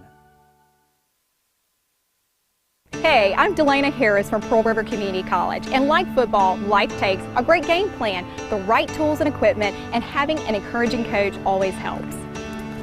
At PRCC, we have full academic offerings for the first 2 years of college and over 40 career and technical education programs. With personalized advising and a student-instructor ratio of 17-1, creating your game plan for success is easy. So come join our team at Pearl River Community College and enroll with a maroon and On the Anderson Design Center scoreboard, Itawamba has gone ahead of Coahoma 21-14 in the second quarter. Hines has extended its lead over Southwest. It's Hines 28, Southwest 7. And I know this is a shocker. East Mississippi walloping Delta 40-6 in the second quarter. All of our scores from the MacJack brought to you by our friends at Anderson Design Center off of Highway 98 in Oak Grove. What a third quarter. Pearl River, 133 yards of offense. East Central only 44, but remember, 34 were on the last play in which they turned it over. So in essence, a 10-yard quarter of offense for the Warriors. The Wildcats have it after the first down mark-off in the East Central end of the field at the 48-yard line on a 1st and 10. They give it to Thompson. Thompson finds a hole, tries to get to the outside, took a tackler on head-on. Big hit, but he still gained 5. It's a good gain on first down. Keontae Daniels out of Noxapater with the tackle. It's a gain of 5. Ron Thompson is as tough as a $2 steak. He saw the defender coming in and wasn't afraid of him at all. Lowered his shoulder and took him on. 2nd down and 5 after the gain of 5 with 14:33 left to go in the ball game. Pearl River trying to get this back to a 1-score game. Fakes it to Thompson. Little screen to Bryce. Bryce looking for some blockers. does get a nice block downfield by Donovan Hickman, the tight end, who got him some more yardage to the 35-yard line of East Central. That's another Pearl River Wildcat first down. And again, it's the play fake to Ron Thompson. They've got to respect Thompson. 93 yards officially, but really he has 134 yards because they can't stop him. And Tavis Williams now with the completion and a first down at the 35. Looking toward the sideline, Ryan Trevathan, the offensive coordinator for Pearl River, on the sideline tonight rather than up in the booth. They wanted to try something new there as well to try to ignite this offense. Up into the pocket, throws to the end zone and incomplete. The intended receiver was Hayden Bryce, who had beaten his man maybe by a step just slightly. Overthrown, but nice job by Tavis Williams to stay in the pocket and allow his offensive lineman to block around him. Well, and he did allow the receiver to kind of finish out the pattern and get open. It's the accuracy just, oh, man, there's 2 or 3 of those, Kelly, that if it was just a little bit better pass, the scoreboard would be flipped right now for a 10-point lead for Pearl River. Second down and 10 for the River Cats. 3 receivers to the far side, including Donovan Hickman, the tight end, who is split out there to the right. High snap, fakes it to Thompson. It'll be Tavis Williams who picks up a block. Tavis inside the 20 and knocked out at about the 18-yard line. The Wildcats on the move. That's a chain mover. And Pearl River inside the Red Burrito red zone. Kelly, that was the read option at its absolute finest. Had he handed it to Ron Thompson, it would have been a loss of 5 yards. He read that, and he faked it long enough to draw the defense. It opened wide up for the 15-yard pickup. They fake it to Thompson again. It's another wide receiver screen out here to the near side to K.J. Breland. Not a big gain, but about 4 probably on the play. Got a and penalty, though, on the block as he was trying to give Breland some room to roam. Tyler Polk's going to be flagged for an illegal block. So this will march the Wildcats backward after doing just about everything right for about the past 15 game minutes. That one goes against Pearl River. 13-15 left to go in the ball game here. Pearl River trailing East Central 24-14, but really before the Wildcats could even hit the snooze alarm, they were down 21-0. So trying to dig out from the hole. Don't want to do – look, a field goal gets you back within 1 score. It's 1st and 20. Of course, you want the touchdown, but just try to get back into field goal range, get that score on the board. First down and long. Tavis Williams wants to throw, and he's intercepted. At the 25-yard line, reading it beautifully, was Kendrick Abney, the sophomore linebacker out of Heidelberg, Mississippi. Easier said than done, is it not? I mean, that's exactly what I was thinking. On a 1st and 20, the defense has the advantage right there, and you just don't want to turn over. You again, inside the 20-yard line a moment ago, you got a kicker who's proven he can kick a 40-yarder. So you just need a 5 or 6 yards to get back within that. Get it back to a 1-score game. Any coach will tell you if you can get it in a 1-score game in the 4th quarter, you're 1 play away. You're 1 kick return, you're 1 defensive play, but now East, it'll be interesting. Does East Central now calm down a little bit with this 2-score lead and start to get a little bit of their swagger back offensively? Well, they've got the 2 studs in the backfield. That, of course, is Mario Asagunla, the quarterback, and Smith III. And they give it to Smith III, who follows one of his blockers out ahead of him. He's wrestled to the ground after a gain of about 7. Making the tackle there for the Pearl River Wildcats is the cornerback Ron Baker out of Jeff Davis County High School. They'll say a gain of 8. You look for East Central to also forge a friendship with the clock here, too. Yeah, this is one of those cases where I want to be wrong so badly because that 2-score lead has in the turnover. You just don't know how much confidence that gives the offense going back on the field. And again, to Davis III, but he's wrapped up and dropped for no gain on the play. A 3rd down and short upcoming.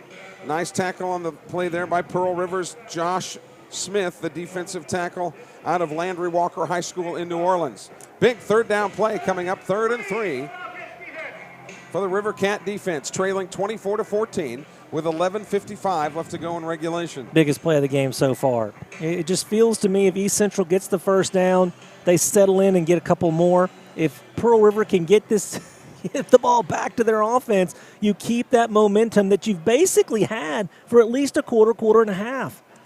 Warriors 2-1 on the air. Pearl River 0-3, rolling to his left. Asagunle wants to pass. He was hit in the backfield, but then he escapes and gets a first down. That missed tackle was huge. Asagunle somehow with a Pearl River, looked like he was shot out of a cannon. Defender coming at him was able to shed the tackle. Would have been a 2-yard loss. He ends up picking up 4 when he needed 3. It's a first down. And of all people, Reggie Williams among the league leaders in tackles in the toughest league in America, the MACJC. But it is a first down for the Warriors with 11:07. Look for them to continue working this clock. The Warriors have 2 timeouts. Pearl River has all 3 should they need them. First down for the Warriors.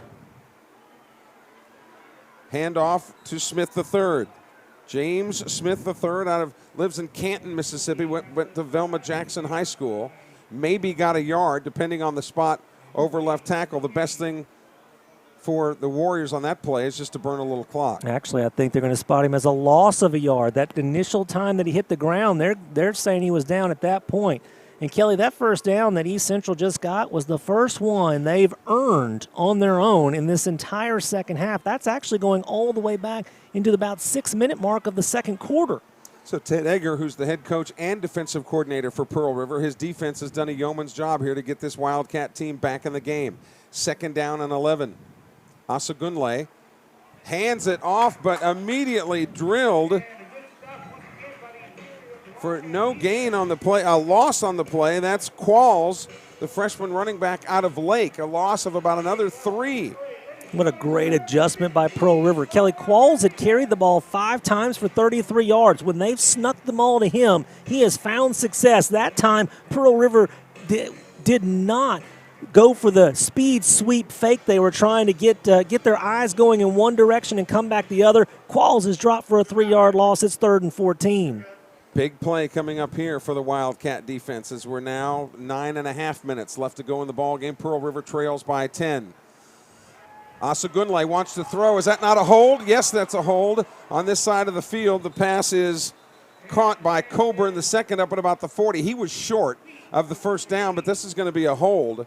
It was blatant to everybody. I don't know a lot about football. Well, Kelly, do you take this? I mean, it's 4th and 9. Don't get me wrong. I would not. But look where that flag is. This would put East Central all the way back at the 9-yard line. He's going to not play with it, and I don't blame him. 4th and 9, they're going to punt it away. But it was something to at least consider, if you know what I mean. Yeah, but is that a spot foul? Yeah, that's a spot foul. Because that would have marked it all the way back to the 9.5, because it would have been half a yard on the half the distance to the goal, but that really would have put him back there. But then again, you would have given him one more play, and you never know. So take the safe route, make him punt it. I understand it, but it was interesting. And a chance to burn about another 40 seconds off the clock, too. So in punt formation are the Warriors. The kick is away. This is a nice spiral to the near side of the field, which is touched and then dropped by Stringfellow.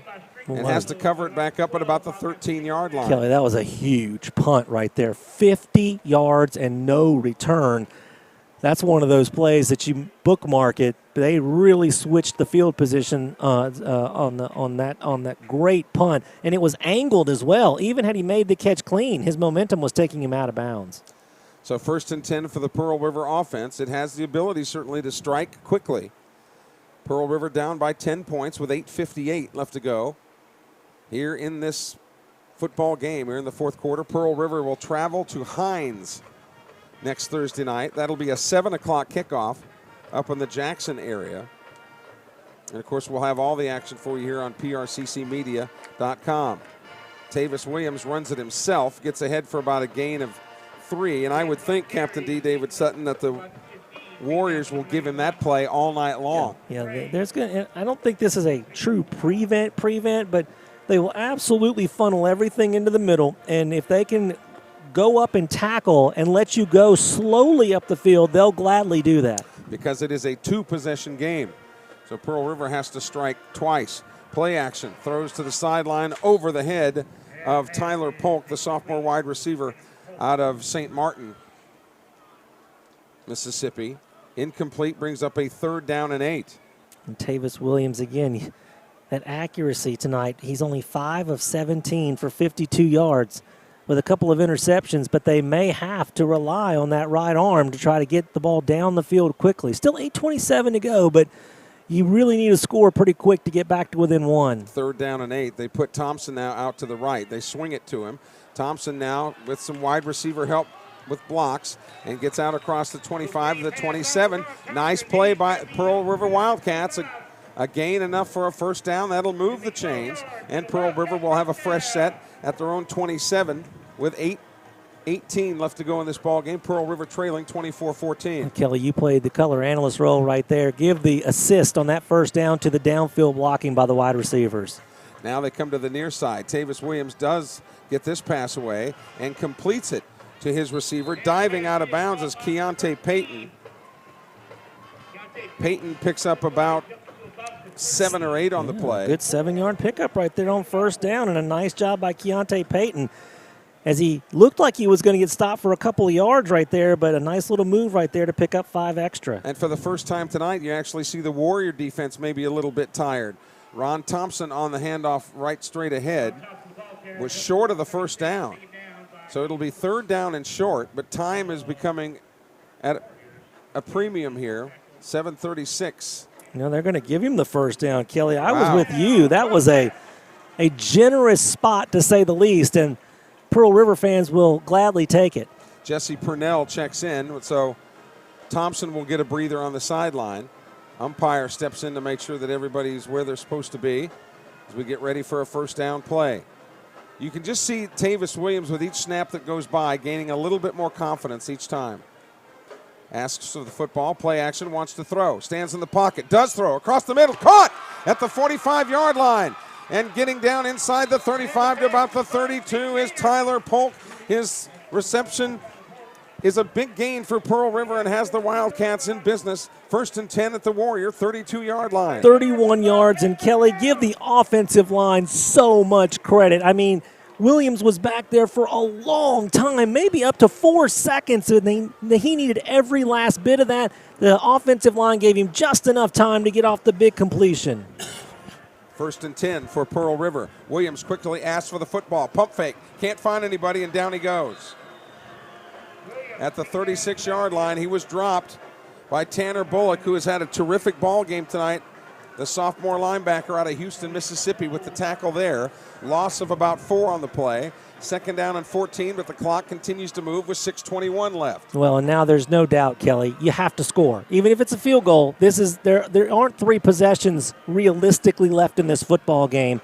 And so you've got to put points on the board somehow, some way, despite the fact it's 2nd and long. For the record, Pearl River has 3 timeouts. The Warriors have already burned 1, so they've only got 2. Give and go to Ron Thompson up the middle. Thompson streaking toward the end zone. Gets inside the 10 and is dropped at the 8-yard line. Making the touchdown-saving tackle is Keontae Daniels, the defensive back out of Noxapater, but the Wildcats have a 1st and goal at about the 8-yard line. What more can you say for Ron Thompson? Another 30 yards, 22 carries for 125 with 41 yards lost in fumble recovery. Quick snap again. They give it to Thompson again. He's stacked up at the line of scrimmage. He's brought down for no gain. Making the tackle there for East Central alertly is Teleus Cole, the linebacker out of Hickory, Mississippi. Timeout East Central. You talked about how they were tired. They're gassed, and their coaching staff sees it. 5 minutes, 31 seconds left to go in the ball game. Pearl River on the move. Can they get within 1 score? We'll have it for you in a moment. You're watching Wildcat Football on PRCCmedia.com. Hey, I'm Delana Harris from Pearl River Community College, and like football, life takes a great game plan, the right tools and equipment, and having an encouraging coach always helps. At PRCC, we have full academic offerings for the first 2 years of college and over 40 career and technical education programs. With personalized advising and a student-instructor ratio of 17-1, creating your game plan for success is easy. So come join our team at Pearl River Community College and enroll with the Maroon and Gold.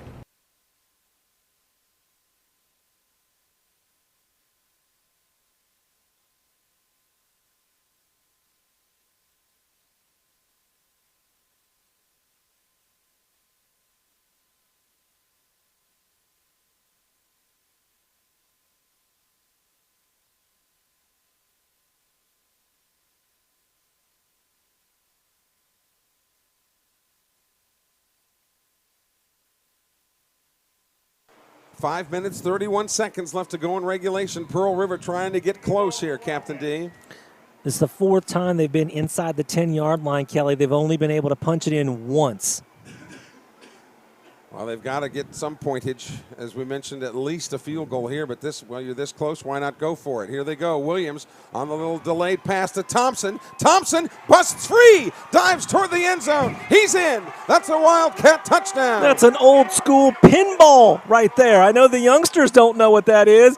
Bouncing off of defenders not once but twice, and then extending the ball in the end zone as he dove for the stripe into the end zone. His second reception of the drive, that ends in a touchdown, an extra point away from pulling to within 3. Is he any good? Is Ron Thompson any good? What was my last description? I mean, what do you say? I mean, it's an unbelievable night for Ron Thompson. So a big kick coming up here for Will Lang out of Indianola Academy to get the Wildcats within a field goal. This kick is up, and this kick is good. 5:23 left to go. East Central 24, Pearl River 21. The kickoff comes your way in a moment. You're watching Wildcat football on PRCCmedia.com. We want to thank you for quickly making Pine Belt Chevrolet one of the area's biggest dealerships. We're selling a lot of vehicles because you're finding out the best price and best service are right here. And during truck month, you get 18% off all 2018 Silverado 1500s, plus 90-day deferred payment. And 14% off all 2018 Tahoes, or choose from a big selection of certified pre-owned. New Pine Belt Chevrolet, Highway 98 West at Bellevue. Count on it.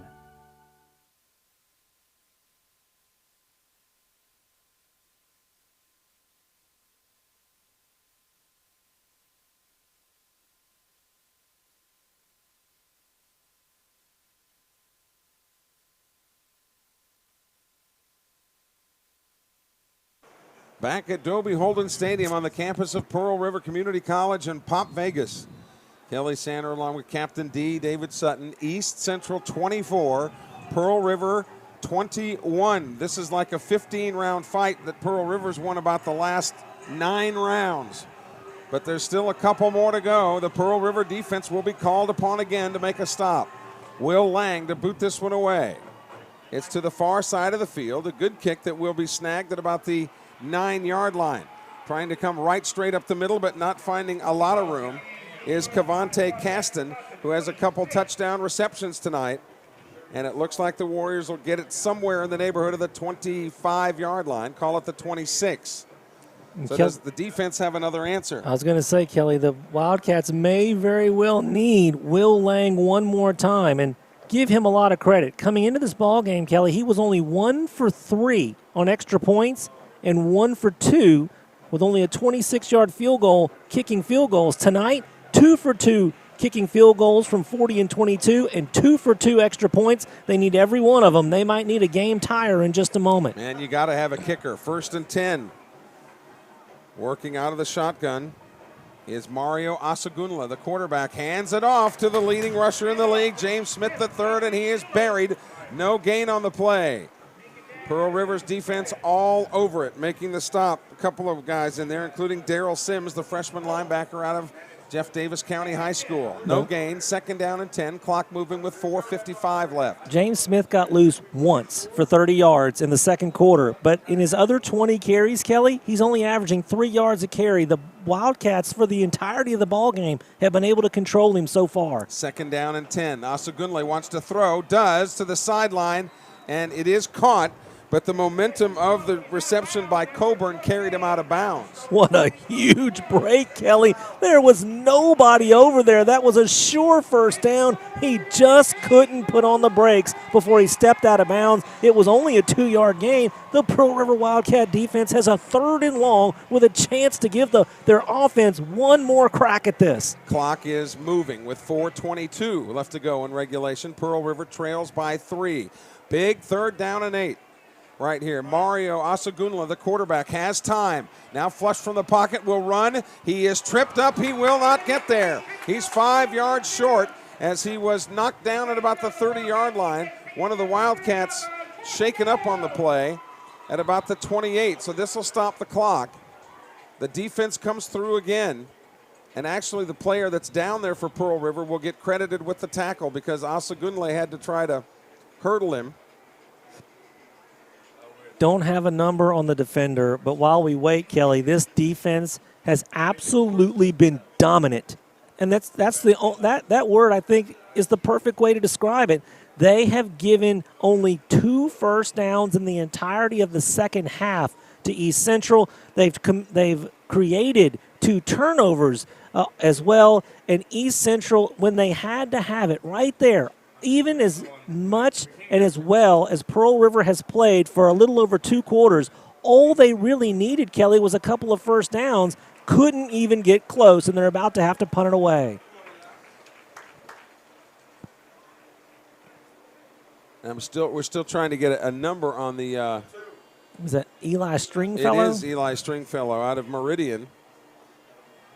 He is walking under his own power, and Eli just made a great play. He made the tackle that's forcing this punt. Very talented defensive back. From the 814 area code, Coach Egger's Aunt Nancy from Pennsylvania is rooting for a win. Of course, doesn't everybody have an Aunt Nancy?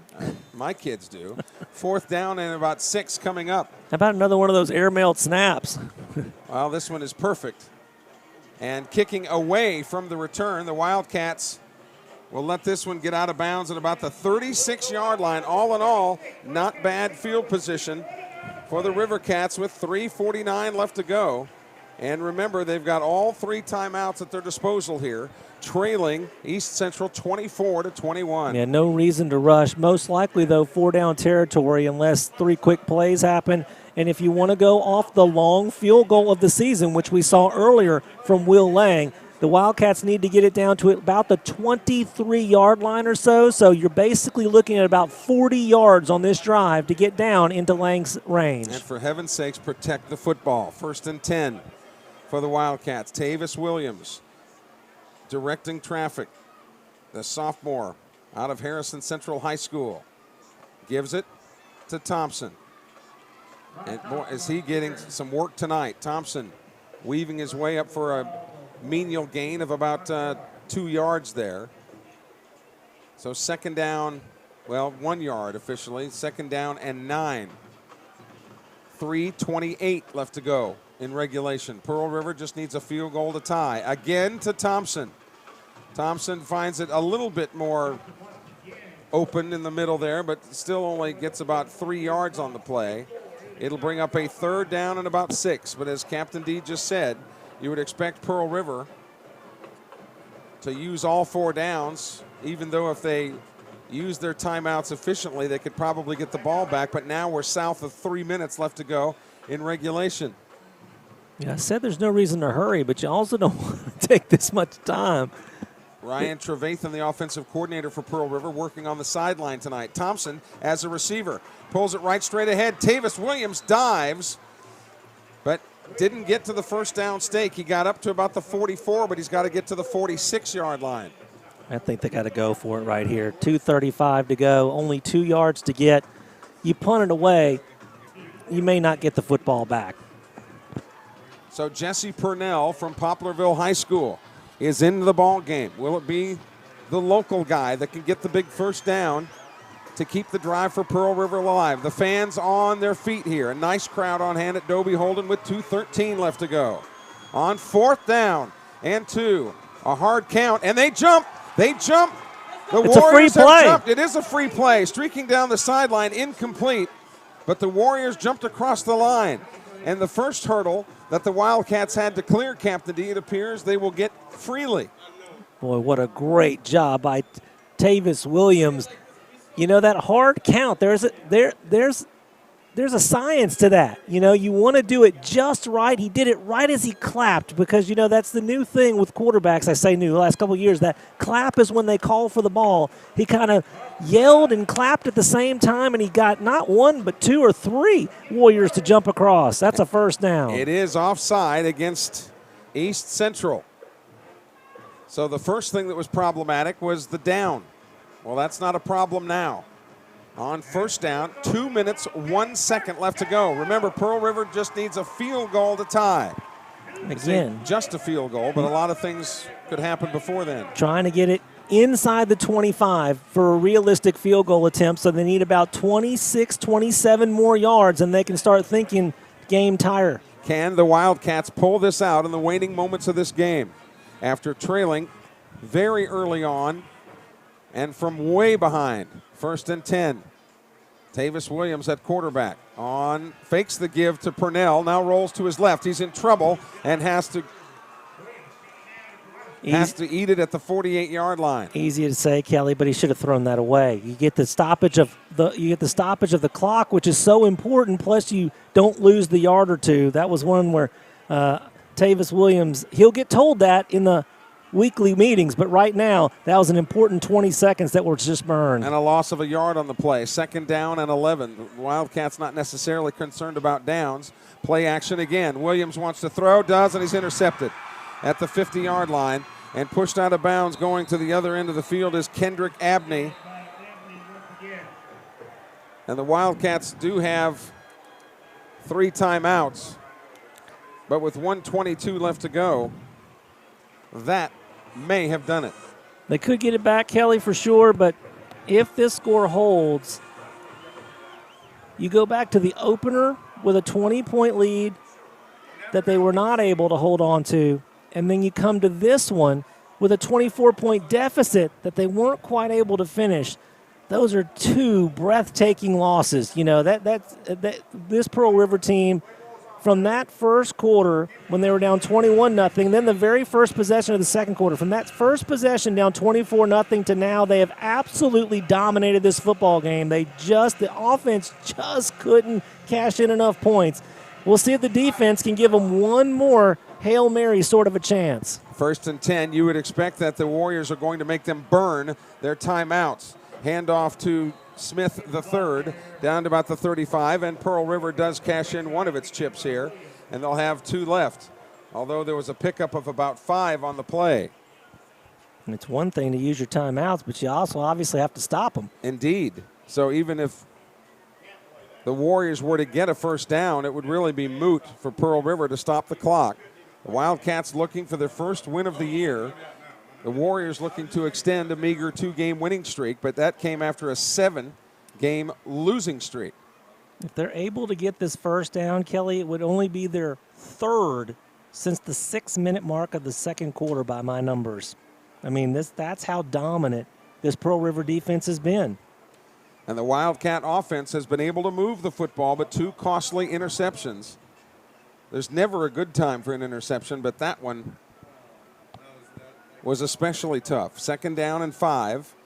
Again, Pearl River can stop it 2 more times, but if the Warriors get another 1st down, it's about all she wrote. 2nd down, the handoff to Smith III. He's hit and dropped. Got a gain of about 2, so they will have to run a 3rd down play, but again, Pearl River burns timeout number 2. The Wildcats will travel to Hines next Thursday night, September 27th. That's a 7 o'clock kickoff. And you can always follow Wildcats on social media, which they've been doing an outstanding job for what I know of social media. But remember, I voted for Ross Perot twice. But social media now is all the rage. And the guys at Pearl River and ladies, of course, too, do an excellent job here getting you up to date. And, of course, you can follow all statistics, schedules, everything you want to know about the toughest league in America, the MACJC, by logging on to JUCOweekly.org. That's JUCOweekly.org. You talk a pretty big game for someone who's owned a smartphone for about 4 weeks. Yeah, I'm just figuring this thing out, but I think the president probably knows where I am at all times, though. 3rd down and about 4. Big play, and will not get it. Tackle on the play by Josh Smith. It'll bring up a 4th down. And Pearl River will use its last timeout. I know what I would do here, Kelly, but what do you do if you're East Central? Do you try to pick up the 1st down? Because you could throw it right here. That's not a problem. I believe we've got a cramp on the field. And that reaction, you can tell kind of by the way that banging that leg on the ground. We'll get a number to you here in a moment. One of the things I've noticed here as I look on the field is Terrence Monroe, a freshman defensive tackle from Petal, Mississippi. He is 6'6", 390. 6'6", 390. How would you like to run into him? And I would not. Yeah, for sure. Simply put. All right. Good call. On 4th down. What do? I think you pooch kick it because the other team needs a field goal. But do you go for it and just try to put it away here, or do you just bunt it down? I'll tell you what I do. I use a hard count, try to get Pearl River to jump. All right, maybe then a 4th down, a half a yard, then I run a 4th down play. That's what I would try to do. And if Pearl River doesn't it? jump, then you pooch it. Then you punt it. Well, and you've got timeouts. You can take the penalty too. That's a great call, Kelly. You could take the delay, run it all the way down to 0. What's the difference? And you just give your punter a little bit more room to dump it down deep. That's a good call. And East Central does have a timeout in hand. So again, one of the Wildcats down. It appeared to be a cramp, but still down on the field. And we hope that certainly is all it is. We'll report back to you in a moment. The exciting finish coming your way. You're watching Wildcat Football on PRCCmedia.com. We want to thank you for quickly making Pine Belt Chevrolet one of the area's biggest dealerships. We're selling a lot of vehicles because you're finding out the best price and best service are right here. And during Truck Month, you get 18% off all 2018 Silverado 1500s, plus 90-day deferred payment. And 14% off all 2018 Tahoes, or choose from a big selection of certified pre-owned. New Pine Belt Chevrolet, Highway 98 West at Bellevue. Count on it.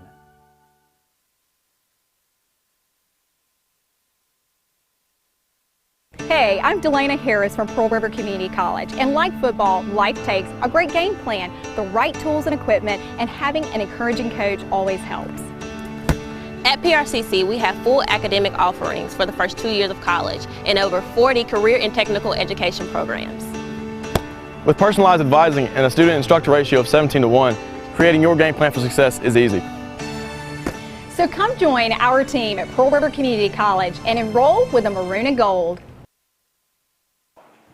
Josh Smith is the injured Pearl River player. And again, we hope, by the way that he was kind of banging his legs on the ground, we're hoping it was just to try to work out a cramp. But he's up walking on his own power off the field. Kelly, this dominant defense of Pearl Rivers in this second half. Let me put some numbers to it for you as we await the decision from East Central.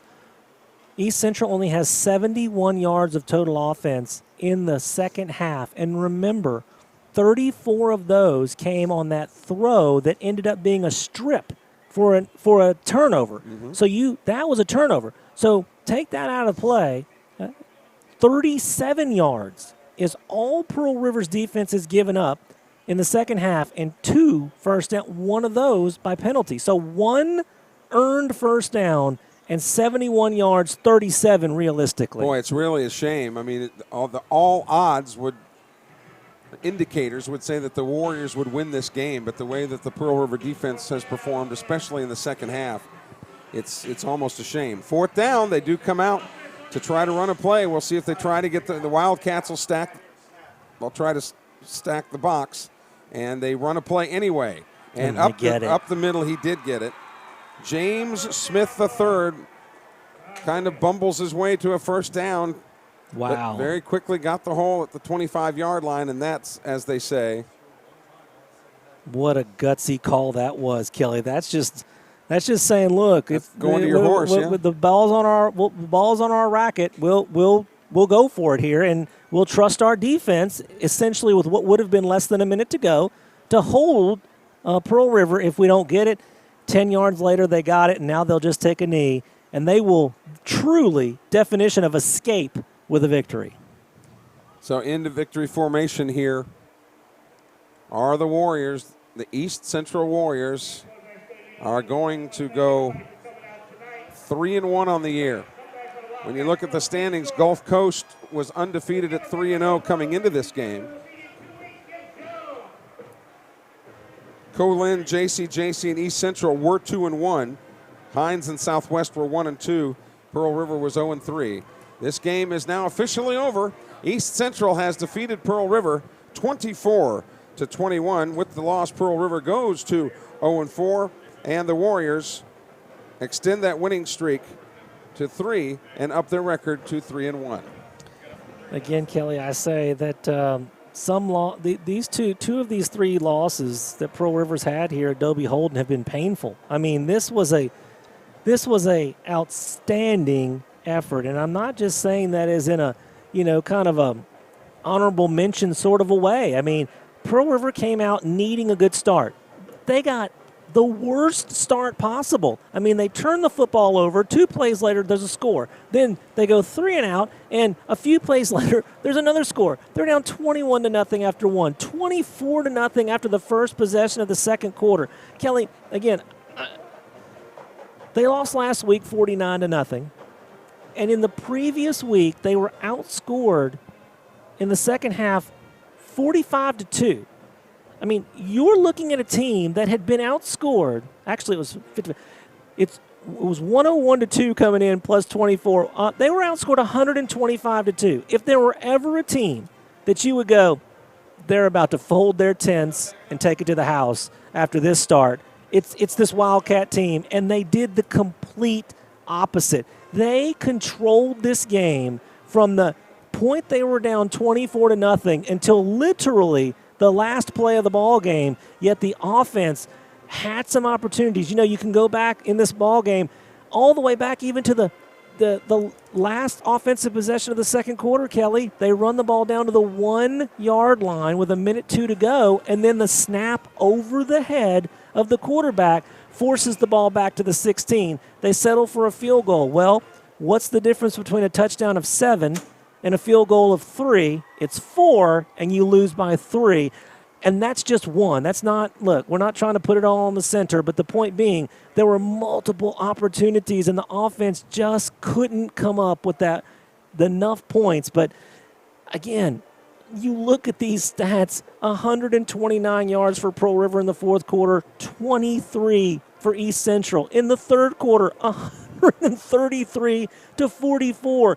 In the second half, Pearl River outgains East Central 262-67 and can't come up with the win. It's just, I can feel, look, we're just announcing the game. I can only imagine they know they were the better team, actually, in this ball game for 3 quarters. It was the first quarter they just couldn't overcome. And a couple of turnovers by interceptions turns the football over to the Warriors, and they did what they had to do to escape, as David mentioned, 24-21, the final score. Our next webcast will come your way next Thursday night, 1 week from tonight, when the Pearl River Wildcats will play another South Division contest against the Hines Eagles. Make a note that game will start at 7 o'clock Central Time. 7 o'clock, 7. That's a Central Time number, 7 o'clock, and, of course, 8 o'clock out east. But the final again tonight from Dobie Holden Stadium, East Central 24, Pearl River 21. Wildcats drop to 0-4, and the Warriors go to 3-1. For producer Mark Franklin and color analyst Captain D. David Sutton, I'm Kelly Sanner. Thanks to you and all of our sponsors for making our webcast possible. You've been watching Wildcat Football on PRCCmedia.com.